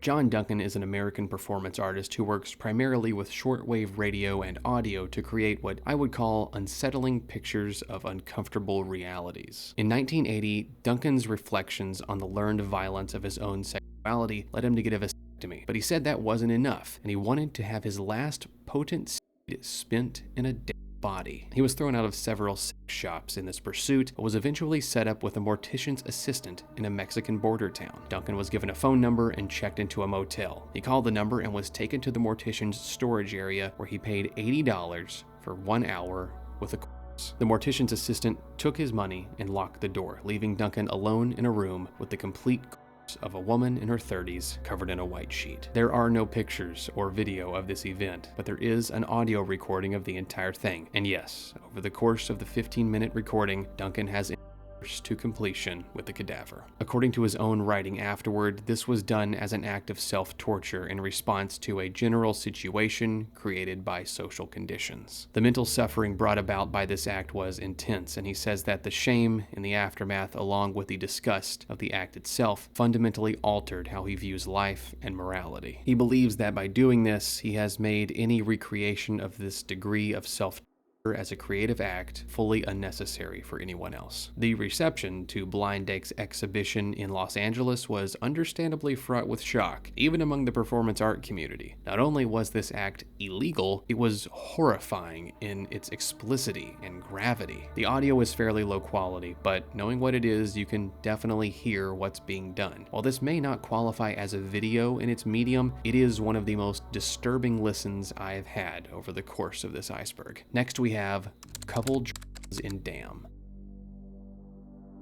The full title of this video is Coupled in a Dam in Yemen 2013-4/12, and the contents are exactly what one would expect. The camera is set up and a happy man and woman are seen standing waist deep in water. After a moment, the man takes a step to the side and suddenly drops below the surface of the water. It turns out the floor of the lake in that area was somewhat uneven, dropping quickly from 3 to just over 6 feet deep. For experienced swimmers, this would be no big deal. Neither of these people seem to know how to swim. After the man falls, he reaches out to the woman in an attempt to stay afloat, but ends up pulling her down with him. As is often the case with a drowning person, he attempts to use her to keep himself out of the water, and while there were several times that she could have probably gotten herself to safety, he continues to drag her back under. Their struggle in the water grows more and more frantic, and they break the water less and less often before submerging completely. There's a moment at the 6-minute and 15-second mark when you can hear him screaming below the water and gradually losing breath. After a few moments, the surface grows still, leaving no sign that anything happened at all. Some commenters observe that it usually takes a human longer to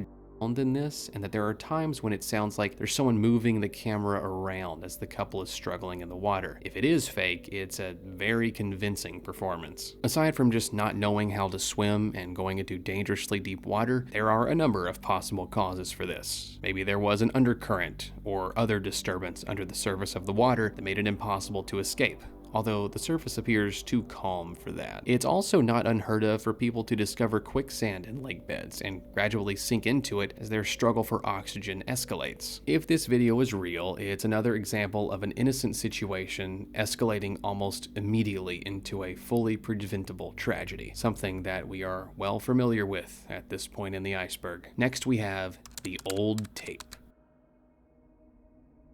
The tape in question is a heavily distorted audio track of a person reading a list of names. One would assume that these names have something in common or share a certain root, or at least have any reasonable connection that would place them on this list together. But in the 12 years that the old tape has existed on YouTube, no one has found the reason behind this aggregate. A few of the intelligible entries are July 4th, 1987, Peter Dunwell, son of Robert. November 1988, John Byrne, son of John, brother of Catherine. December 21st, 1988, Barry Valentino, son of Barry Sr., brother Scott. February 1985, Frank Oppenheimer, brother of Robert. The last one is probably the most recognizable, so let's look at that as a test case. Frank Oppenheimer is the brother of Robert Oppenheimer, and he died in February of 1985. So that explains his presence on the list. But when we take another, like July 4th, 1987, Peter Dunwell, son of Robert, which has no ties to any major figures or events, this could be another date of death like the Oppenheimer entry, but there are no exterior facts that even indicate that, other than mutual inclusion in the old tape. This complete uncertainty has led to a number of theories surrounding the old tape, but before we get to those, let's talk about the commonly accepted source of the recording. Somewhere around 1995, someone made a recording of a late-night broadcast on WKCR, the student-run radio station at Columbia University. This was not an uncommon practice in a time before internet accessibility. People would often record radio or television programming in order to consume it later. And it wasn't until they went back to listen to the recording that the user realized they had accidentally recorded a hijacking of WKCR. It begins with breathing and the indistinct sounds of a female voice before the old tape begins to play. play. While this is a fun origin story, it has proven unbelievable and is generally accepted as false by the community that investigated the old tape. Almost certainly, this is the work of an experimental video artist or musician. The fact that Frank Oppenheimer and a student who died when the Pan Am 103 flight exploded over Scotland are on this list makes it feel like it's made to be eerie more than a list created for a nefarious but legitimate purpose. Keep in mind as well that even if this actually was broadcast on a radio station, as the story says, it was overnight on a college student-run radio station. There is a very good possibility that someone did this whole thing as a joke to scare one of their friends who would stay up studying and listening to the radio. Whatever the meaning of the names on their list, their only connection seems to be through shared selection by the list maker themselves, rather than any outlying factors. The idea of hearing this suddenly whisper out over a midnight broadcast on a college campus would be a life-altering event, without doubt. Next, we have the scariest picture on the internet. We are warned immediately that the image we are seeing was drawn by a teenage girl in Japan shortly before she took her own life. The title cards claim that there have been surrounding the circulation of the image as well, and that if we just stare at it for 5 minutes, we will have harmful inclinations ourselves. I was really expecting a jump scare to be hidden somewhere in here, but no, it's actually just a picture of this girl for 5 minutes. I haven't gotten any of the urges mentioned by the warnings, but I do think this looks like a realism portrait by a person who has only ever seen WikiHow art. Once again, I just don't know why this is so far down on the iceberg. Considering the other things we've talked about at this point, I think at this level we are dealing with both legitimate horror and just pillars of early YouTube horror. Maybe there is more context to the scariest picture on the internet to make it legitimately creepy, but I was not able to find it. Next we have video dating tape. Tony is a 5'10", 36-year-old adventurer, entrepreneur, and businessman, and we know this because he tells us many times. Video dating tape is Tony's message of availability to the world and includes all outtakes. He says the same few lines over and over, wearing a very ambitious shirt and posing in front of a primitive green screen. This single line read is interspersed with Tony becoming frustrated at his mess-ups, random shots of the exterior of a structure, and the thing that makes this video unsettling at all, the sounds of a woman screaming and crying. When I was writing this part of the script, it was the middle of the night, and for some reason this shot of a woman in a wedding dress really got to me, like just enough to where I became aware of the location of all the doors around me. I don't even know why, it's just something about how she pivots toward the camera. Tony also says he doesn't want someone who will just leave him, but also wants someone who is prepared to disappear suddenly with no notice. Because being an adventurer, he often goes on globe-trotting adventures. Is this the only reason Tony wants a woman who can easily disappear without anyone asking questions? Almost certainly. In the end, interested parties are invited to send a photo with their age, name, and location to Tony's P.O. box in this business park. I have submitted my pictures, and I will let you all know when I hear back. Next we have 010. Boys, this is the first one where I actually have no idea what Morning-Malice is trying to reference. And I have searched high and low. I went through the comment section of the original Reddit post to see if anyone talked about it. I've searched things like 010 and 010 creepy video and 010 YouTube across Reddit and everywhere in current and archived YouTube, but have found absolutely nothing. The entry on the Iceberg has a tag for deleted and archived content. But like I said, I've searched past versions of YouTube as much as I can and have still come up empty-handed. The closest thing I've found is a Roblox creepypasta called Rust010, but I just don't see Roblox making it to this point on the list. I'm sure someone watching will immediately know what I'm talking about and leave it in the comments. When that happens, I'll make a short about this one, or something. And that's it. That unknown entry is the end of Tier 4. We're gonna start Tier 5 of the disturbing YouTube video Iceberg with Clissy Daddy. This is a masterclass in YouTube cinema. I think before Clissy Daddy was here, this platform was simply the ultimate art awaiting the ultimate artist. In fact, I'm not even going to describe it to you. This is one thing you need to experience on your own. Hey, Daddy. I've missed you. Where have you been? You know what they say about big feet, right? Yeah? I want to be your boyfriend. Daddy, do you like my hair? Is my hair pretty? Do I look pretty for you? do.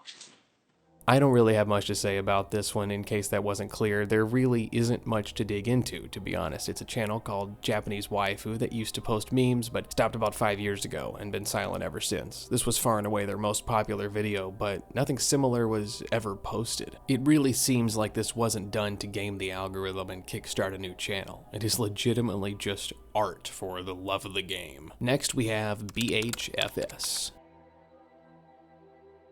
Alright, we've had a few easy ones as a palate cleanser, but this one is going to bring things back down to earth a little bit. BHFS is only 8 seconds long, showing a patch of dirt in a grassy field with what appears to be 10 cows strewn across it. I don't know why I said cows like that, but it's okay. The part of the video that really betrays its gravity is the audio.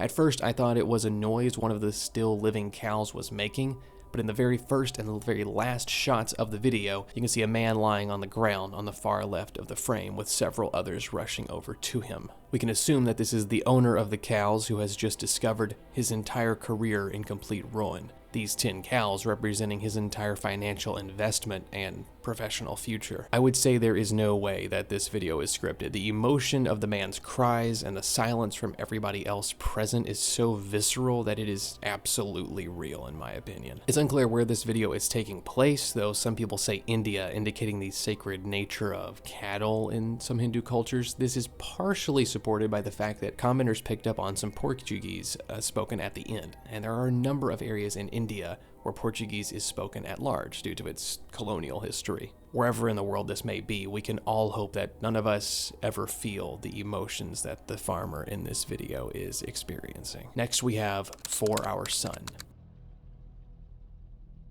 On the morning of November 7th, 2007, 18-year-old Pekka Erik Alvinen did not show up for his first class at Jokela High School in Tuusula, Finland. When he finally did appear, he carried with him a Sig Sauer 22 Mosquito pistol and 2-stroke engine fuel. Alvinen entered the school at 11:40 a.m. and killed about one person a minute for the next 6 minutes. At 11:47, the school was placed on lockdown with instructions given to barricade teachers and students within their classrooms. Alvinen traversed the corridors of the school, firing a total of 53 times into the walls and ceiling. He encountered the mother of a student during this time who was making her way into the school, but for whatever reason decided to spare her. He tried to get into a classroom but was unable to breach the door and decided to fire through it 3 times, striking a student in the foot on the other side. He then moved to the second floor where he found 2 students in the hallway. One of them escaped, the other he killed. It looks like he planned to set the school on fire when everyone was trapped in their classrooms, because he started pouring the 2-stroke engine fuel I mentioned earlier on the floor and walls of the second floor hallway. Mercifully, it seems he was unable to get it to ignite. At 11:54, the head teacher, Helena Kalmi, exited the building with the school's welfare officer. The officer went on to guide emergency vehicles into school grounds, but Kalmi stopped between the building and a small adjacent pond to speak on her phone. Alvinen emerged from the building almost immediately and approached her. With sirens fast approaching and students watching from the schoolyard, she attempted to reason with him and negotiate a surrender. At 11:57, Kalmi was shot 7 times and fatally wounded. After re-entering the school, Alvinen gained access to a classroom, but rather than hurting anyone inside, he just tried to get them to join him in his violence and ineffectively encouraged the students to begin breaking things around them before firing 2 bullets into a television. He fired a single shot through a window at the approaching emergency vehicles and 2 more times at 12:03 when police approached to negotiate with him. All of these shots failed to hit any targets. At 12:04, Alvinen entered the cafeteria bathroom, threw his belongings on the floor, walked into a restroom, and shot himself in the head. In total, he had taken 9 lives, including his own. In the days before the shooting, Alvinen posted a video that I'm surprised to not find on this Iceberg called Jokela High School 11/7/2007. It was really just a slideshow of pictures of the school and him holding the gun with which he committed the crime, covered in a low-effort red filter. Some of his previous YouTube content talked about other mass shootings like Columbine and events like Waco, as well as general criticism of religion. For Our Son is a video created by Alvinen's father, Ismo. It is 3 minutes and 24 seconds long, showing pictures from Alvinen's early childhood through the years before November 7th. It also includes images of the town they live in, while It's a Long Road by Jerry Goldsmith plays in the background. There is no sign of a mass in For Our Son. It's just a father's memorial for his 18-year-old son, regardless of the things he did. The relative morality of that, we're not going to approach in this video. Next we have produce. While researching the entries of this iceberg, there have been a number of things that are hard to find across the internet because they're so deeply buried and many of them only exist as archived or unlisted YouTube videos. Thankfully, most of those have unique titles or contexts that make it possible to search for them and know when I have arrived at the correct result. This is not the case for produce. Yes, one-word titles can be hard to nail down, but it's mostly because of the synonym issue. If I search produce on YouTube, I get videos about fruits and vegetables. If I search produce YouTube video, I get results for produce rather than produce. The same goes for creepypasta, disturbing video, YouTube, and basically anything that has to do with media. There's no way to research this without a link to the original because synonyms are just clouding the search results. If anyone watching has any clue what this may be, leave it in the comments. Next we have Pig Day. Pig Day is an instructional video posted in 2011 that tells the viewer how to prepare and behave on the March 1st holiday, Pig Day. On Pig Day, we should build a shrine that involves pigs and can only consume meat that comes pre-packaged with some sort of cheese. Going outside should be avoided because there are pigs afoot, and salt is the only seasoning that may be used. The pigs are also aware of Pig Day, and in light of this awareness, any dreams had on February 28th, Pig Day Eve, should not be shared with your friends or loved ones. While it's recommended to wear the mask of the pig, that's where the line should be drawn. Attempts at communication with the pigs is strongly ill-advised and has been completely outlawed in some states. Are you in a pig communication excluded state? Find out before March 1st. And flying squirrels. They are sacred for the entirety of Pig Day as well. There are some important hard rules to go over as well. Firstly, Pig Day was banned in Canada, and they have zero tolerance for those who celebrate. There is also no consumption of pig flesh or products containing it on Pig Day. We may also not bury our dead on Pig Day. It is against the will of the pigs. Do not look the pigs in the eye. And keep Princess Diana out of this. Any image, any likeness, any whisper of that woman will not be tolerated on March 1st. She is not welcome by the pigs. There isn't much reason to speak. On Pig Day, since the pigs can hear your thoughts and read your mind, but if you decide, absolutely must speak. Do your best to speak as a pig. One must always be prepared for Pig Day. Next we have Richard Siagan. Siagan was born in Indonesia in 1968. Growing up, he spent a lot of time around the indigenous people of the area alongside whom he was raised. In his eventual role as a tattoo artist, this cultural exposure would influence the styles he began to create visually. He moved to America in the early 1990s for a better education and settled in New York for a while before relocating to Philadelphia. It was here that he started his family and uploading YouTube videos. When his son, Paulo, was born, Siagan began using YouTube as a digital journal of his son's childhood. He continued to pursue a career in art and design throughout this time, even gaining enough prominence to be interviewed by a Philadelphia news station. He told them that, "My art is my stargate, my life protection, and my companion." In 2015, things began to take a turn when Siagan contracted a urinary tract infection, and since he was primarily self-employed in America, this was a dangerous situation. UTIs are no joke, and even less of one when you can't afford insurance in a country with no health care. His boss at the time had just recovered from a UTI and gave Siagan his remaining antibiotic medication. These antibiotics did not do him any favors, and soon every symptom he had was starting to worsen. He described having inherited a constellation of new discomforts and side effects, most of which seem unexpected as a result of the medication. With few other options, he flew home to Indonesia to seek medical care and be at the bedside of his dying mother. Around the time of his mother's death, he found himself unable to sleep. This was the beginning of Richard Siagan's fatal insomnia. Over the following months, he developed every symptom associated with fatal familial insomnia, along with the skin of his face beginning to die at an alarming rate. As far as anyone knows, the only medical assistance he received during this time was a prescription for sedatives to counteract his insomnia. They did not. I don't know what happened to his UTI situation after returning to Indonesia, since he stopped mentioning it at all. My only assumption is that he was either able to get help or it started to clear up. In either case, from his mother's death Forward, he began to sleep less and less, seeming to view his new symptoms as a result of her passing. At first, he was keeping a solid video log of his illness, discussing its extent and severity with symptom updates as they occurred, but as 2016 progressed, they began to make less and less sense. Siagin's mental state was already poor. Being separated from his wife and his son in America and recovering from the death of his mother put him in a pretty negative mindset, a mind soon ravaged by the paranoia, hallucinations, and panic of his condition. One of the final stages of fatal insomnia is dementia, a natural result of the brain beginning to degenerate. A clear sign of this is Siagin's complete reversion to Indonesian. Where the majority of his content had always been in English to a mostly English-speaking audience, his last few videos fell more and more into slurred Indonesian. These uploads ranged anywhere from 5 to 30 minutes long and are almost completely unintelligible. Sometimes he rambles about being a lawyer, attempting to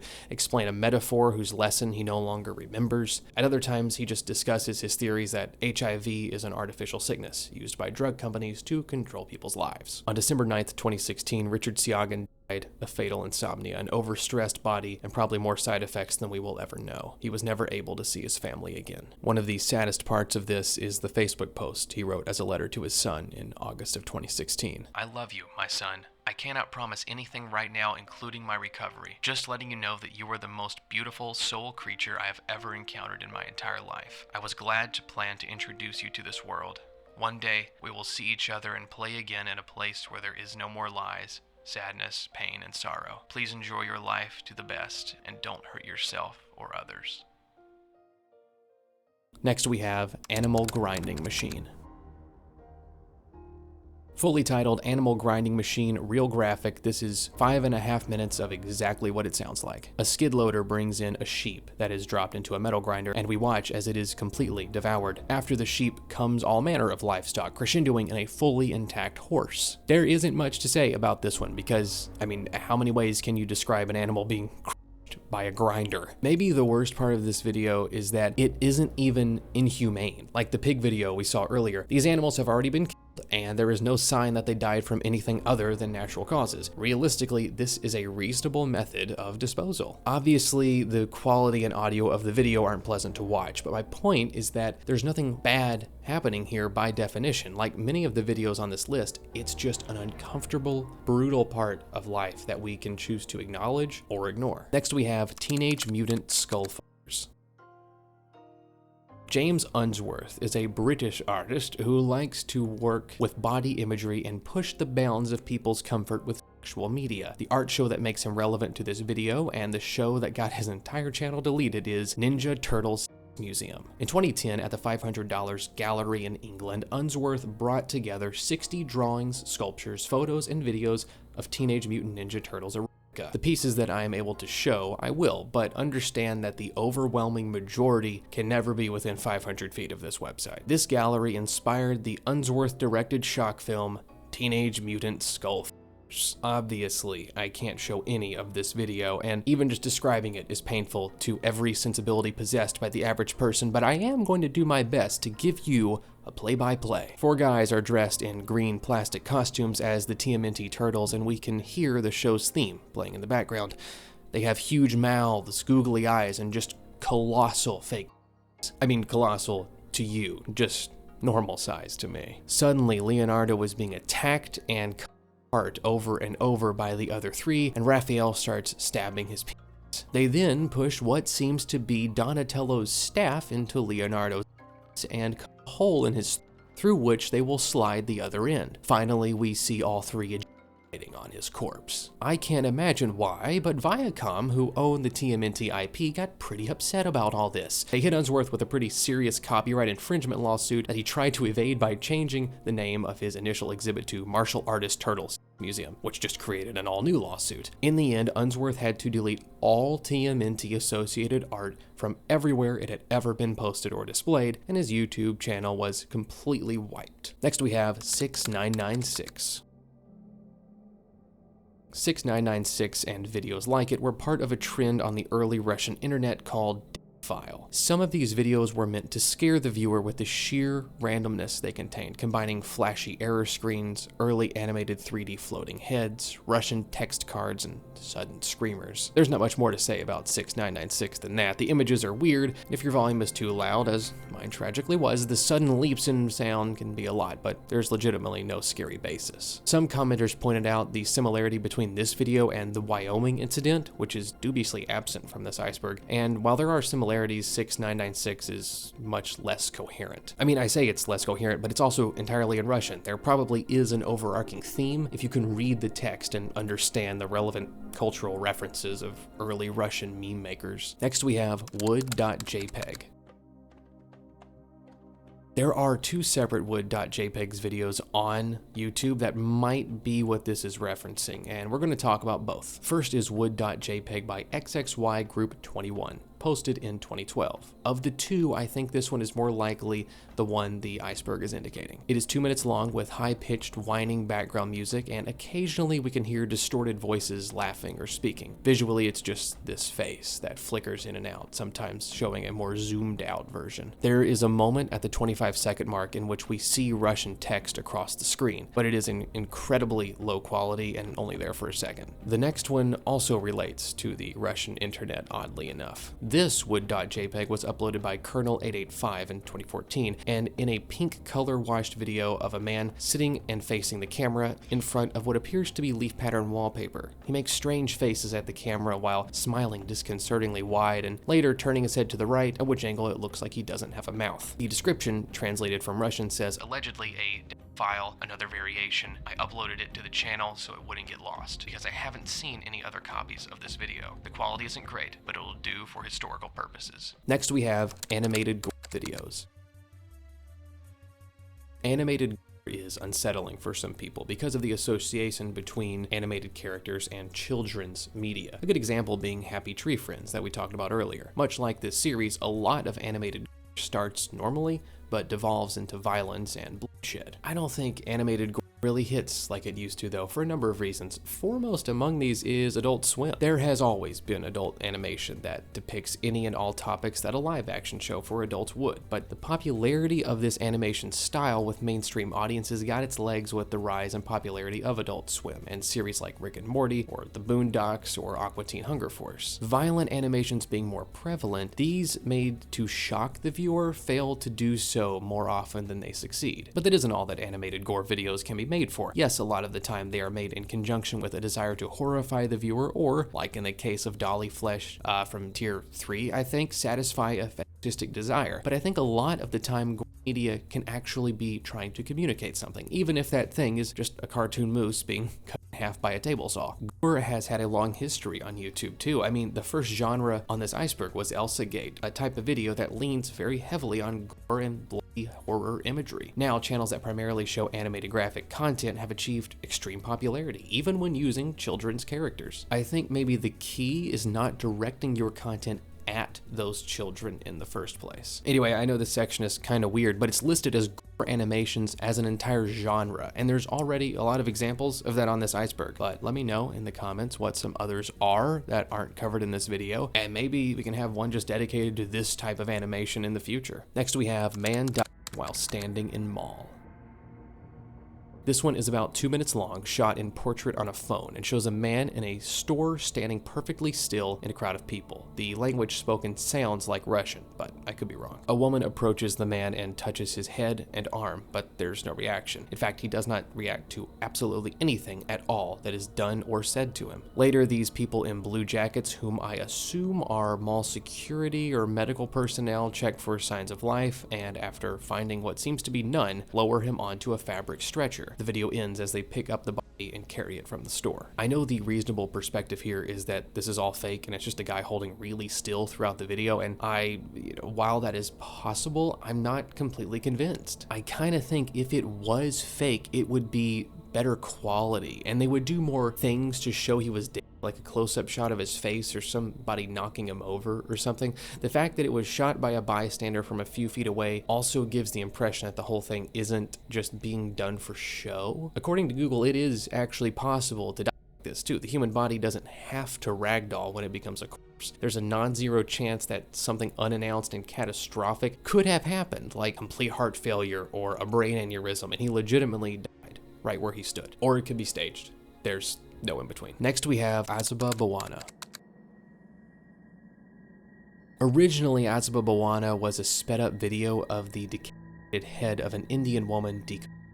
And while that video is no longer on YouTube, the term itself still carries a lot of weight. I'm not encouraging you to do this, but if one were to search Azaba Bawana, it's a hard word, on YouTube, one would be confronted with some of the most graphic videos on the platform, a good deal of which are here on this iceberg already. There are huge amounts of playlists, YouTube shorts, compilations, basically every format just showing the most disgusting media you can imagine. Azaba Bawana is actually a Buddhist term meaning positive meditation and can include things beyond meditation like chants and mantras. It's often used to quell lustful thoughts or desires and is meant to bring the practitioner's mind back to their own body. And some of the videos that you'll find in these results do contain chanting that would accompany this type of meditation, but I'm sort of hesitant to believe that all of these are a religious type of video. The East and West can treat death very differently, but even in Buddhist schools of thought that include animal sacrifices or rituals like sky burial, the beings who are dead or die are still treated with respect. A good deal of the videos related to this search don't treat their bodies with respect at all, often being needlessly violent in their presentation. I don't know if we've got any practicing Buddhists in the audience today, but if you are, weigh in, let us know. Maybe there's a perspective here I'm missing. In the meantime, don't go and search for Azaba Bawana, and if you do, don't tell Google I sent you. Next we have You're the Guinea Pig.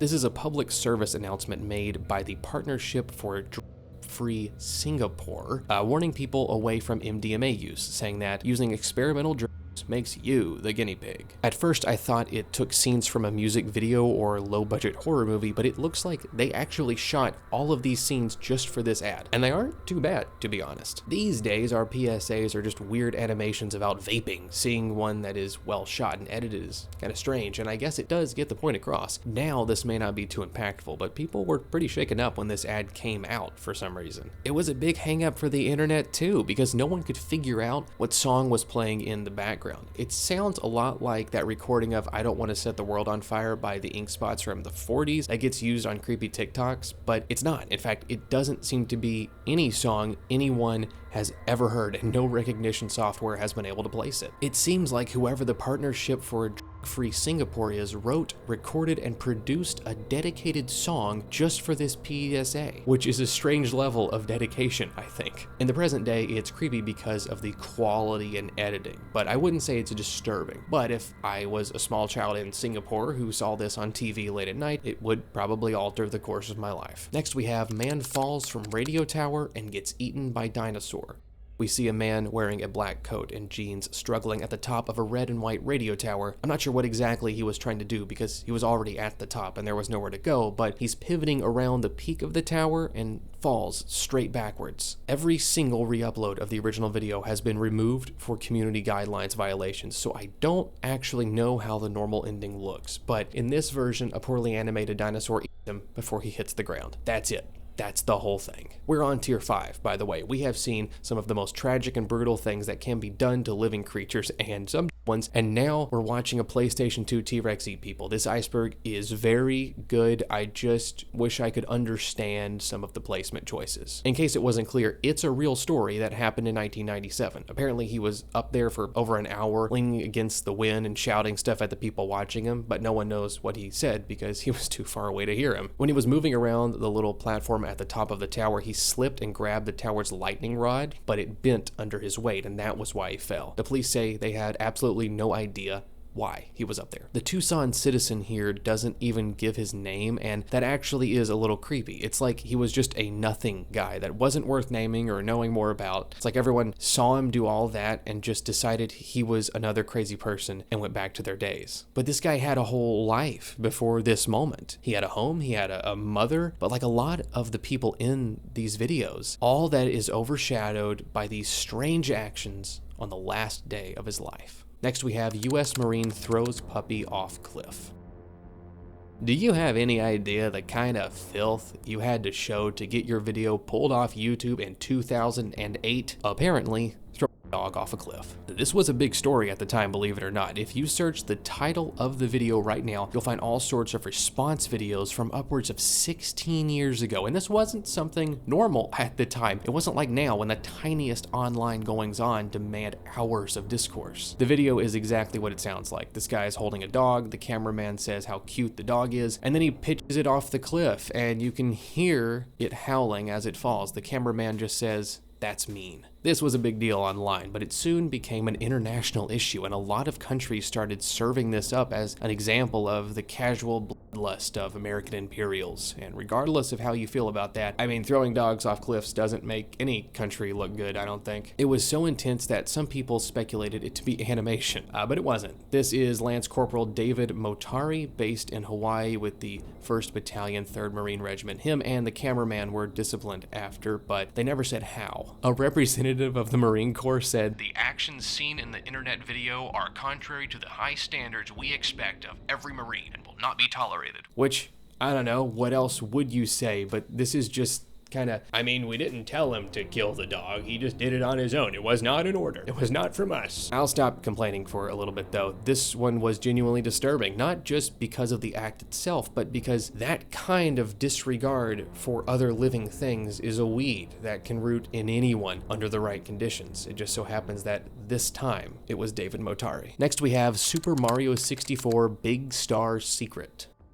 This was a 5-minute recording of modded Super Mario 64 gameplay, showing a secret method to unlock Luigi as a playable character in the beginning area of the game, created by a user named LotusMan17. First of all, the original video is long lost, but there are a good amount of uploaded clips, none of which capture the original in its entirety. It's also not easy to watch because it's a recording of a PC screen shot on a Motorola Razr V3. LotusMan used a level editor called Toad's Tool 64 to add an additional door beside the castle's main lobby staircase and chain Mario's outfit to black and blue. He also replaced the castle's wall textures with a homemade Microsoft Paint version in complete black. Those chosen by the planet from Final Fantasy VII plays in the background as Mario navigates the castle, building tension continually as he moves through the level. Oddly, the music was the start of the access issues for the original upload because it also included Whispers in the Dark by Skillet, which was of course removed for copyright. It was later swapped for either Bring Me to Life by Evanescence or Dreamscape by 009 Sound System. For some reason, there is a disagreement amongst the community about this, and it will probably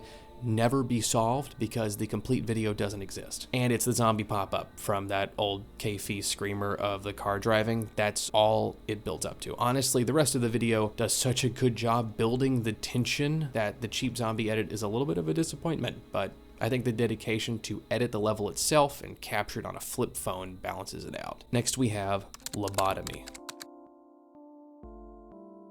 This is another one of those that it's just one word and so general that I can't get any search results relevant enough to research it. I mean, we can talk about lobotomies in general, but I'm thinking this was a recording of one, or at least the after effects, but it could also be something completely unrelated. While looking for stuff about this one, I did find this medical education video from the Bishop Clarkson Memorial Hospital in 1944 called Prefrontal Lobotomy in Chronic Schizophrenia. There's a part where the doctor who performed the lobotomy is giving his lobotomized patient a cigarette and smoking one with him, which is possibly the best example of early 20th century medicine I think I've ever seen. I can't take credit for that though, it was from a comment on the video. Anyway, it's the same situation as produce. I can't find anything about lobotomy and it's impossible to search for. But again, if one of you knows about it, enlighten us in the comments. Next we have Gwyneth Play Small Facebook Live Walkthrough 12/20/2017.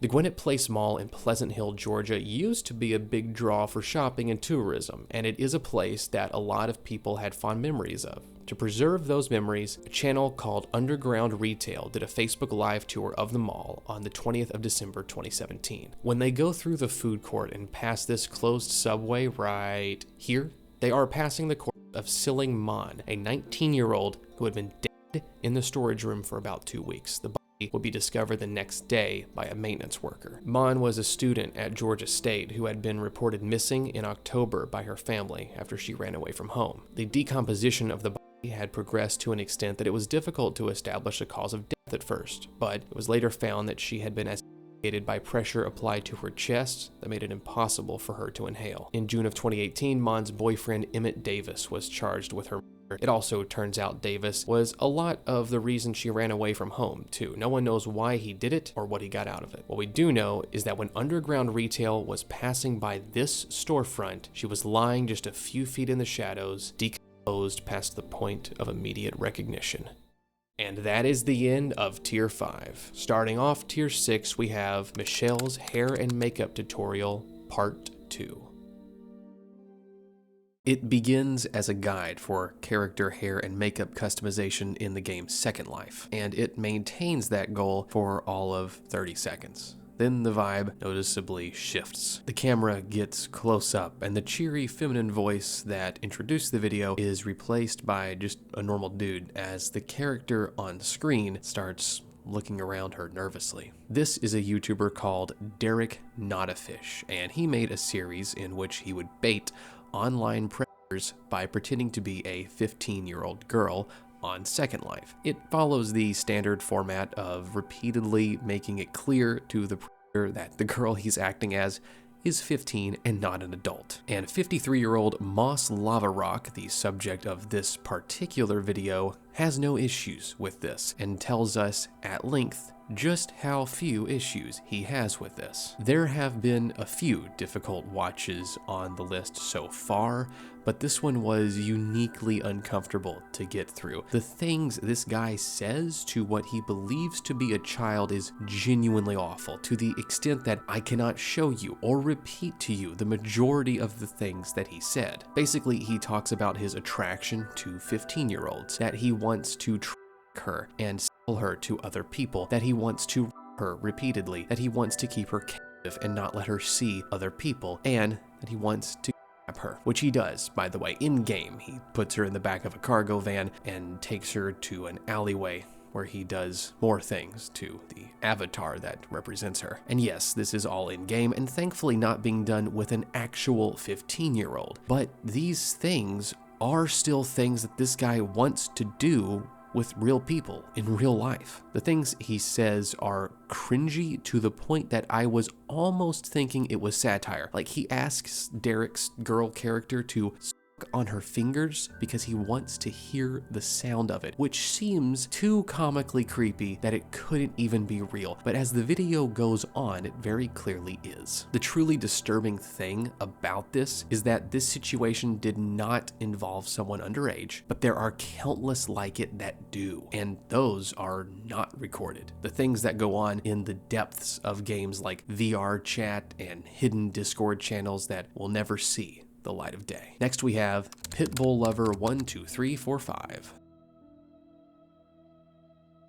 This channel uploaded its first video in 2012 and its last in 2018. There were 55 videos posted in that time and less than 50,000 combined views at the time of writing. Every one of these 55 videos is worse than the last, and with less than 400 subscribers, almost no one in the grand scheme of things has seen what we are about to watch. The first upload is Baby Red-tailed Boa Eats Pinky, pinky being a term for baby mice or rats because they are completely hairless, and it's what it sounds like. Hip-hop music that sounds like it's from a dental hygienist convention plays in the background as a snake in a cardboard box eats a live rodent. After that, the videos are pretty uninteresting, just similar snake content and a video from the LA Zoo. But everything changed with an upload called April 14, 2016, posted on the day in the title, with no description and a pinned comment from Pitbull Lover reading, "The faces change every time I watch this video. This is one of my most disturbing videos, because when I watch it, I can feel something looking back at me, even though it's a video. It feels alive. There's only a few that do this. The ghost is in the machine. The saying goes, now I understand the saying. The demons are in our technology. This makes me very concerned about AI because science is naive concerning spiritual matters, and innocently moving forward without considering there possibly being something wrong with artificial intelligence. The next video was uploaded in January of 2017 and is called Demons in the Closet, This is Real. This description says, faces of demons appear on wood box inside closet when flashlight is shined on them. Scary and no trick. I actually see this. I don't know if that's a bad sign, but at about 17 seconds, I do get how you could see face outlined on the side of this box. It probably wouldn't look like that if he was using an actual flashlight instead of the screen glow of a Nokia 6310i, but it does make sense. The vibe that you've just seen is the vibe that continues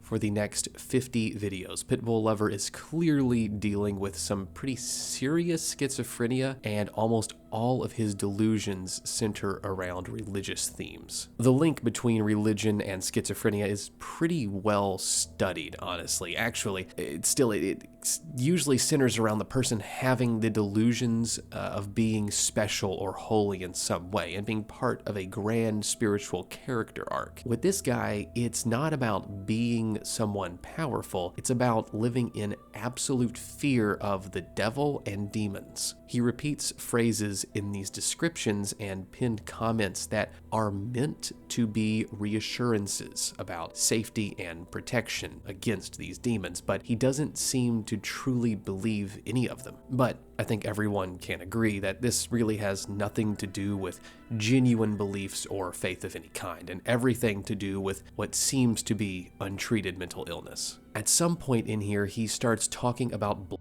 and parasites and turning this idea of demonic presence onto himself. This one is called God Strike This Abomination of Life from Existence, from May of 2018, and the description reads, look at forehead on right of screen, look at eyebrow feeding from inside me into demonic mouth. This is very real and is my end. This is my last video. I will not feed them anymore. Once again, clearly there's nothing weird that he's referring to in this video, just a person's face. The last 3 videos on the channel are probably the most concerning and lead to what I think is a very tragic ending to this story. Blood of a target individual just shows what Pitbull Lover claims is his blood, accompanied by the caption, "This is worse than anything I could have imagined. My blood has parasites.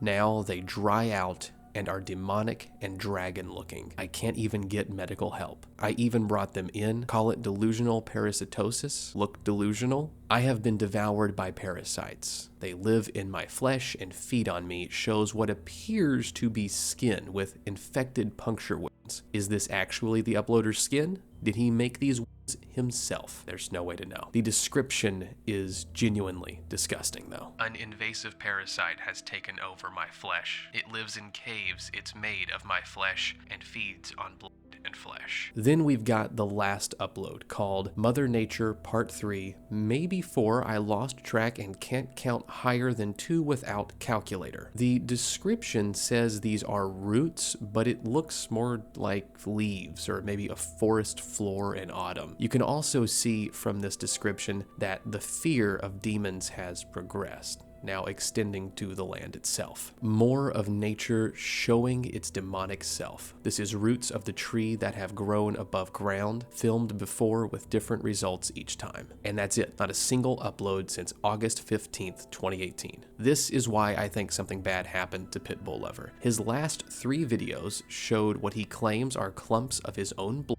heavily infected flesh, and a forest floor at night. Coupled with the increasing incoherency of his writing, I think there are only 2 options. Either his symptoms were getting so bad that people in his life pushed him to get help, or he got tired of asking God to strike the abomination of life from him and took matters into his own hands. Obviously, I hope he didn't hurt himself. I hope Pitbull Lover is a medicated and well-adjusted member of society now. But whatever happened to him, I hope he's finally free from the demons in his head. Next we have VHS. And here we go again.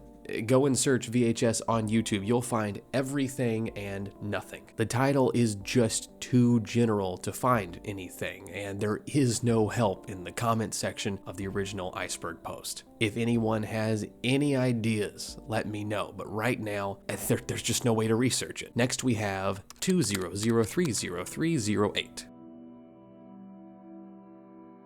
This was a video posted by a channel called Oh Thomas No that has since been deleted. It shows this guy with glasses making a vlog in what appears to be the early 2000s on a grainy camcorder. Thomas first introduces himself and shows us that he is on the campus of Illinois Tech in Chicago. The scene changes to a shot of Thomas pinning a girl down on a bed, and his voiceover tells us that her name is Crystal, and this was within an hour of meeting her. He says that she wasn't immediately putting out, so he set up the camera, threw her on the bed, and went at it. Next, he shows him cutting Crystal's wrist with a razor blade and sucking her blood.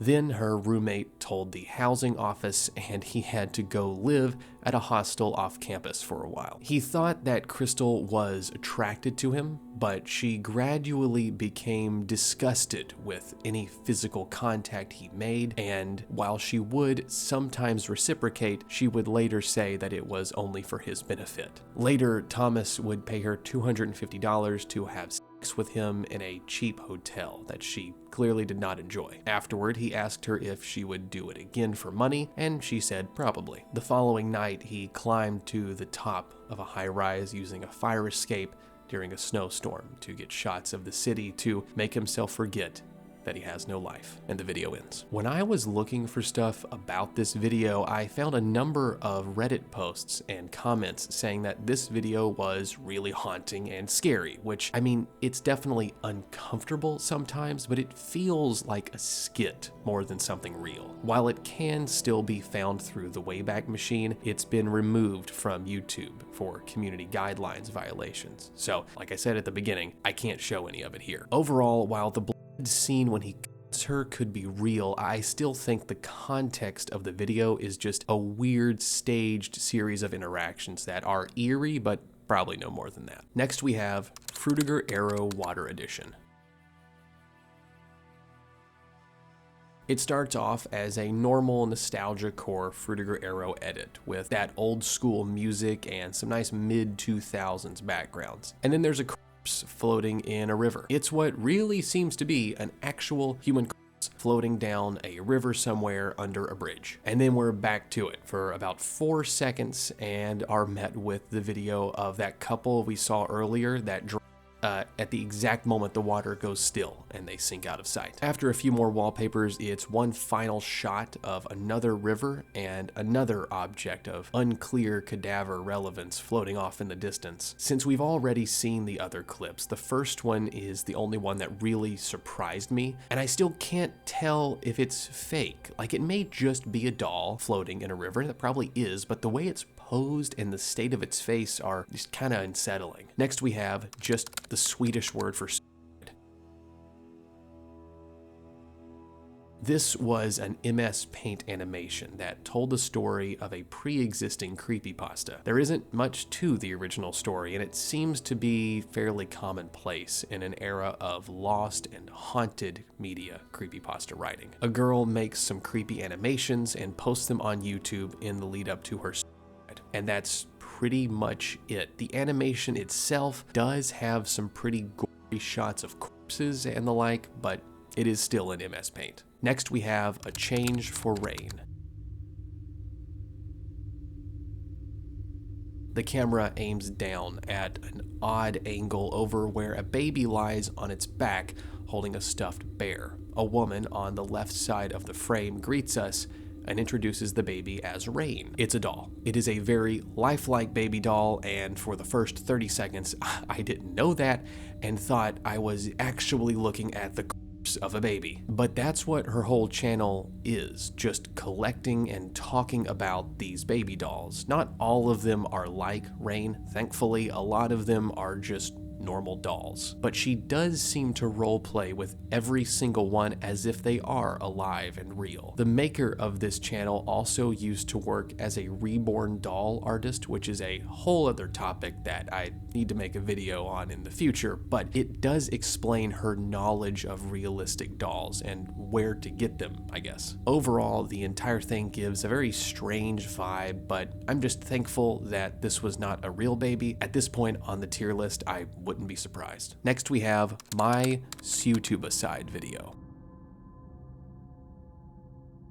These are the last words of Evan Hyatt Boyd. He made this video to explain in some ways the reasoning behind the choice to take his and a reflection on his mental state. After discussing all of this at the end of the video, he killed himself. There isn't much else to say that will drive home the impact of this event any more than the facts themselves. The scope of a death like this is at once much easier to grasp and much more difficult when you hear someone talk about it so calmly. Next we have Camel Slayer MP4. This started circulating as a trend on Roblox, in which you would post the link under the guise that it was something innocuous, only for the victim to click on it and be suddenly transported to the depths of a Saudi Arabian camel house. Originally, the video was posted by a channel called Essam Al-Ghalib in August of 2010, not as an educational thing or even a ritual thing like we saw earlier, but just for pure shock value. While it is a little rough, especially if you're an 8-year-old on Roblox who is expecting a meme, I would rank it as worse than the animal grinding machine, but not as bad as the Russians killing that pig. And that will do it for tier 6. Now it's time to begin our 7th and final tier with LOL Superman. We made it. Welcome to tier 7, boys. I felt like I should go a little formal with my Lego carnation for our final tier here. It's a big deal. It's a big deal. It's been a long time coming. So, here we are. This is a piece of lost media showing people leaving from the upper floors of the World Trade Centers during 9/11 and hitting the ground directly in front of the cameraman. There are a number of recreations made both using AI and animation that get a bit of the point across, but nothing really shows the weight of the original. Some people don't even think it was real and is just a Mandela effect created by everyone piecing together memories that never occurred. One thing that makes that a little shaky is a clip of Werner Herzog talking about this exact clip in an interview from 2009. He was explaining that even if the clip was attained by media outlets, it probably would never be shown on television to protect the dignity of the people who died in the video. I saw some stuff on Reddit about the footage being part of the still ongoing trials for people involved in the execution of 9/11. The idea here being that you could make some Freedom of Information Act claims once the trials are over and find it for yourself if it still exists at all. Next we have LOL Talking Fetus.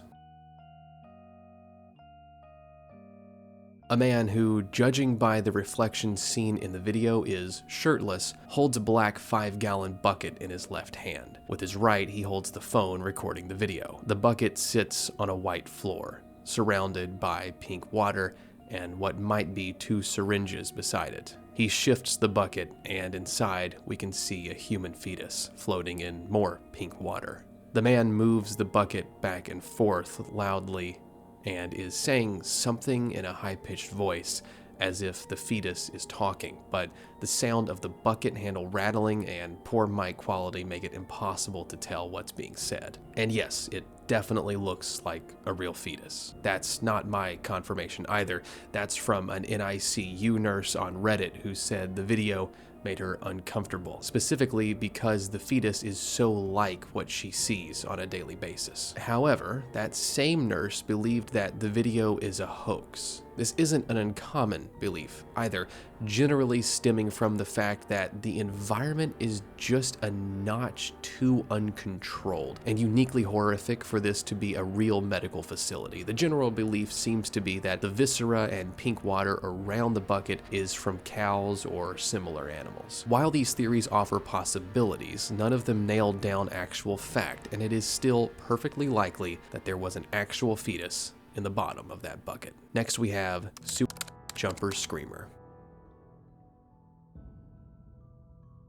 This one is pretty similar to Man Falls from Radio Tower and Gets Eaten by Dinosaur. It starts off as one thing that is pretty grim, but very quickly turns to making a joke of something that the audience expects to view with horror. A person jumps from a building in silence, and we expect to watch them fall to their death. A good deal of the audience probably bracing for the sound of impact, but that never comes. As the tension builds, it turns out just to be a cheap screamer video. Just like The Tower, it is actually almost funny because of the subversion of expectations. I wish there was more to say about this, but it's been wiped from pretty much everywhere. So anything I have to give you is secondhand at best. If we had the original, we could probably figure out who was in the video or where it was in the very least. But as it is, this is what I've got to work with. Next we have Galaxina. Posted by Holy Ghost Party in 2011, this is a 5-minute compilation style edit featuring recordings of religious ecstasy and societal decay. It depicts the chaos of modern life in its strangest forms, where the edges have been burning for years. It's an incredible video that I wish I could show you, but it has been banned, both in the original posting and several re-uploads. As far as I can find, there is no message or letter of perspective accompanying Galaxina. It's just what it is, made for the viewer to judge the content for themselves. There is a link to it below Morning-Malice's Reddit post containing this iceberg, so if you want to see it, that's where to go. Unfortunately, I am unable to link it here. Really, I'm not sure why it was banned so many times. The imagery is intense for sure, but there's no gore or direct violence shown, and barely any profanity. I assume that one or more of the clips show something against community guidelines that may not be obvious enough to notice on the first watch. I can't really decide if it has a deep message to offer, or if it's just a collection of strange videos from around 2011 without any one motivation standing above the potential to get views. Next we have YouTube video. In November 2007 in South London, a woman let 3 boys between 14 and 16 into her home. They were accompanied by 2 girls and a neighbor whom she knew and trusted. She opened a bottle of champagne to be social and began to feel ill. They had spiked her drink, and she soon found herself paralyzed but otherwise fully aware. The attack lasted all night, as the woman's children, ages 2 and 4, looked on, screaming for her. The attackers would take turns as the hours passed, and the woman recounts being in blinding pain and still fully unable to move. As the sun began to rise, they got out a video camera. She recalled being shocked that it was light outside when she watched the video back afterward. The video was up for a very short amount of time, and from an article I found, had fewer than 1,000 views. But the damage was done, especially once she herself had watched it. While the attack occurred in November, she did not report it until February, hoping that it would all be forgotten. But in her own words, "What happened was so awful, and I don't want anybody to know about it. I hoped it would all just go away, but because it was on the internet, it didn't." Next we have Brat Kids 2 abusing their mother. Harland Williams is a fairly successful American and Canadian comedian. He used to do stand-up a lot before getting into acting, where he was the cop in Dumb and Dumber. Around the middle of the 2010s, he started trying his hand at YouTube. These days, his channel is just the Harland Highway Podcast. But in 2015, things were different. He had these puppets he called the Bratty Kids, which were small rubber puppets who had no movable limbs, just opposable mouths. From what I can find, only 2 bratty kids videos were made, and only the first one remains on YouTube. Generally, though, they follow a similar format. The mom speaks to the kids about something realistically mundane, and they all start growling at each other in strange gargling voices, and that's the whole joke. In the video that is now removed, the mom starts by asking the kids who wants to slam her head in the fridge door, and after a little bit of gargling, that's what they do. From that point, the video is just weird, watery groans and the sounds of the mother's screams as the children hurl themselves against the refrigerator door against her rubber skull. Seeing the puppet's face slowly contort under the pressure and the clearly fake but uncanny screams in the background makes the end of this video a bit rough to watch. But there are some partial re-uploads here and there, and it's not so rough that you shouldn't watch it, especially if you're into that weird variety of humor. Next we have Lori Harnett. Lori Harnett began her channel as a place to upload the birds and animals that came into her yard. Not in particularly high quality, but it seems at first to be a perfectly innocent channel, but it is not. On June 17th, 2012, Harnett uploaded Bully Murder's Family and Friend 041412 1646 3GP. It's a long title. The description reads, "First degree Brad Gregory's family and friends trespassing on my property and harassing me. This is inbred mentality, including John M. Loretta, Alicia, Lot Lizard Murderer's girlfriend, Carrie, Crackhead Billy Cop's friend, and Carrie's minor child, teaching minors how to bully, destroy property, and trespass." In the video, you can see nothing at all because of the camera quality, but you can make out some distant shapes and hear some of the shouting. There are 2 questions that need answering here. Is any of that true? And why are they shouting at her? The answer to the first part is yes, sort of. Bradley Scott Gregory was charged with first-degree murder for the of a man named Michael Shirley on New Year's Day 2012. Very shortly after this charge, Gregory was acquitted and given a lesser charge of voluntary manslaughter. So why are they shouting at her? I think it's obvious from the rage in her caption that there had been back and forth between Harnett and Gregory's family for some time, and this video is probably just the culmination of that. In the only non-nature video before this one, Harnett is shown disagreeing with a woman she calls Bully Murderer's girlfriend, who I assume is Gregory's girlfriend, over a land dispute. In the description, she claims that they refuse to believe that they are trespassing on her land, despite how much she shows them the plot. It's back to nature for a few posts, and on January 30th of 2013, Harnett records a man she claims is Gregory walking around the outside of his home and doing some welding. She objects to this, saying that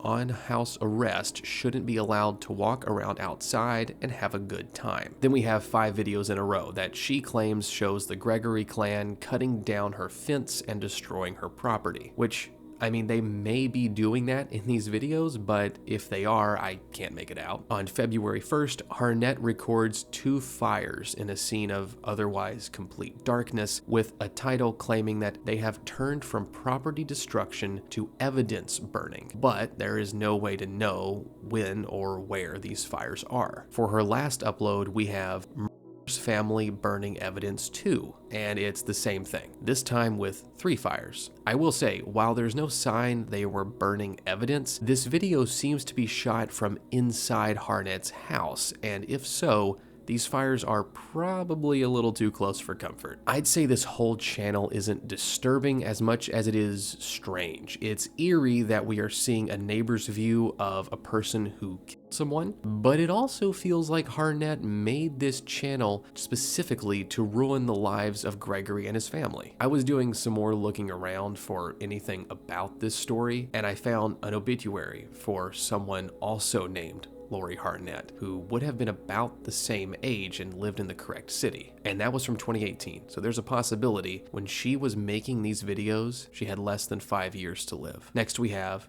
private videos.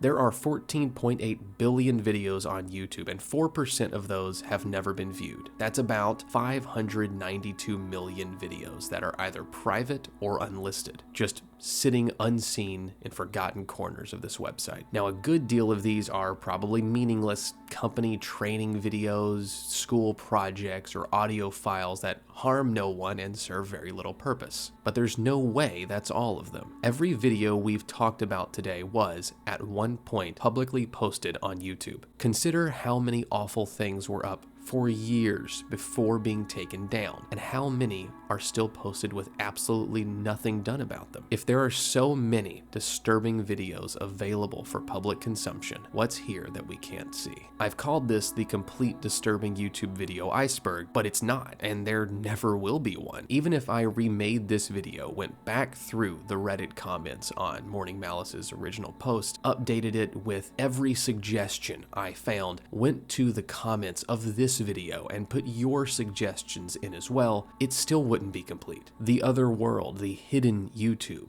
the private videos and playlists throughout this website hold things probably worse than any I've covered. And truthfully, after all of this, I hope I never know what they are. Finally, as the last item on the disturbing YouTube video iceberg, we have Play 2. This one first surfaced in a video called Comparison Creepiest Videos on YouTube by the channel Watch Data. The description from Watch Data tells us this probability comparison video is made based on community discussions and relevant sources. Numbers and facts listed might not be up to date, valid, or in any specific order. I mention that because this video is one of the primary reasons Play 2 is considered such a keystone of scary YouTube videos, and it wasn't decided because of scope or impact, but rather based on whatever community discussions Watch Data is observing. The other videos on the list presented have clips and relevant descriptions accompanying them, but not Play 2. It just shows the images of a hand holding a lighter with the description, user mother8538 gives the viewer a stark warning that the worst is yet to come. According to Watch Data, it had only 77 views, but quickly began to gain more as this placement at the end of the list made people curious. Almost immediately, Play 2 and the entire Mother8532 channel was removed from YouTube. There was a briefly lived re-upload on Bilibili, but once that began to stand out in views, it was removed as well. Following a post on r/internet mysteries, a search began in earnest to locate Play 2, to no results. In fact, no one was even able to locate the thumbnail itself, as reverse image searches came up with nothing. No archived link exists for Play 2, but there is an archive entry for the Mother8532 landing page itself. It's from 2020 and shows that all of the channel's videos were posted sometime around 2015. None have that many views, and the others are titled Wait, Think, and Punish. A screenshotted comment from the Bilibili re-upload sheds some possible light on the contents of Play 2. Translated, it reads, "The original video filter is very complicated, but this can still be seen. Yes, even if it is not it's self-harming. At the end of the video, jump scare with a big face. At the beginning of the video, there is a black screen saying hello, and then the protagonist holding a lighter. The screen turns to a black screen again, which says, I'm going to do end." By the way, 2 photos appear in these 5 videos too. I also forgot which video it was. High probability it is Wait and Punish. So what was Play 2? Was it one of the videos we've seen on this list that are disturbing purely because of the things they show? Or was it theatrical, made specifically to be scary rather than anything else? Judging from what that commenter says about the appearance of the face at the end of the video, I would lean toward the latter. Play 2 seems to be a genuine case of lost media, not existing on any platform or in the depths of any online archive. The question is, what was in the video? that was so bad YouTube and Bilibili banned it as soon as it began to get views, and how have no re-uploads survived? If you think you remember seeing Play 2 or have information that may help it be found, leave a comment below. At this point, it needs to be found just for the sake of digital history, if nothing else. And it's got me curious. What could be so bad that it had to be hidden so carefully by so many platforms? We may never know, and Play 2 may be lost to fading memories and deleted file names forever.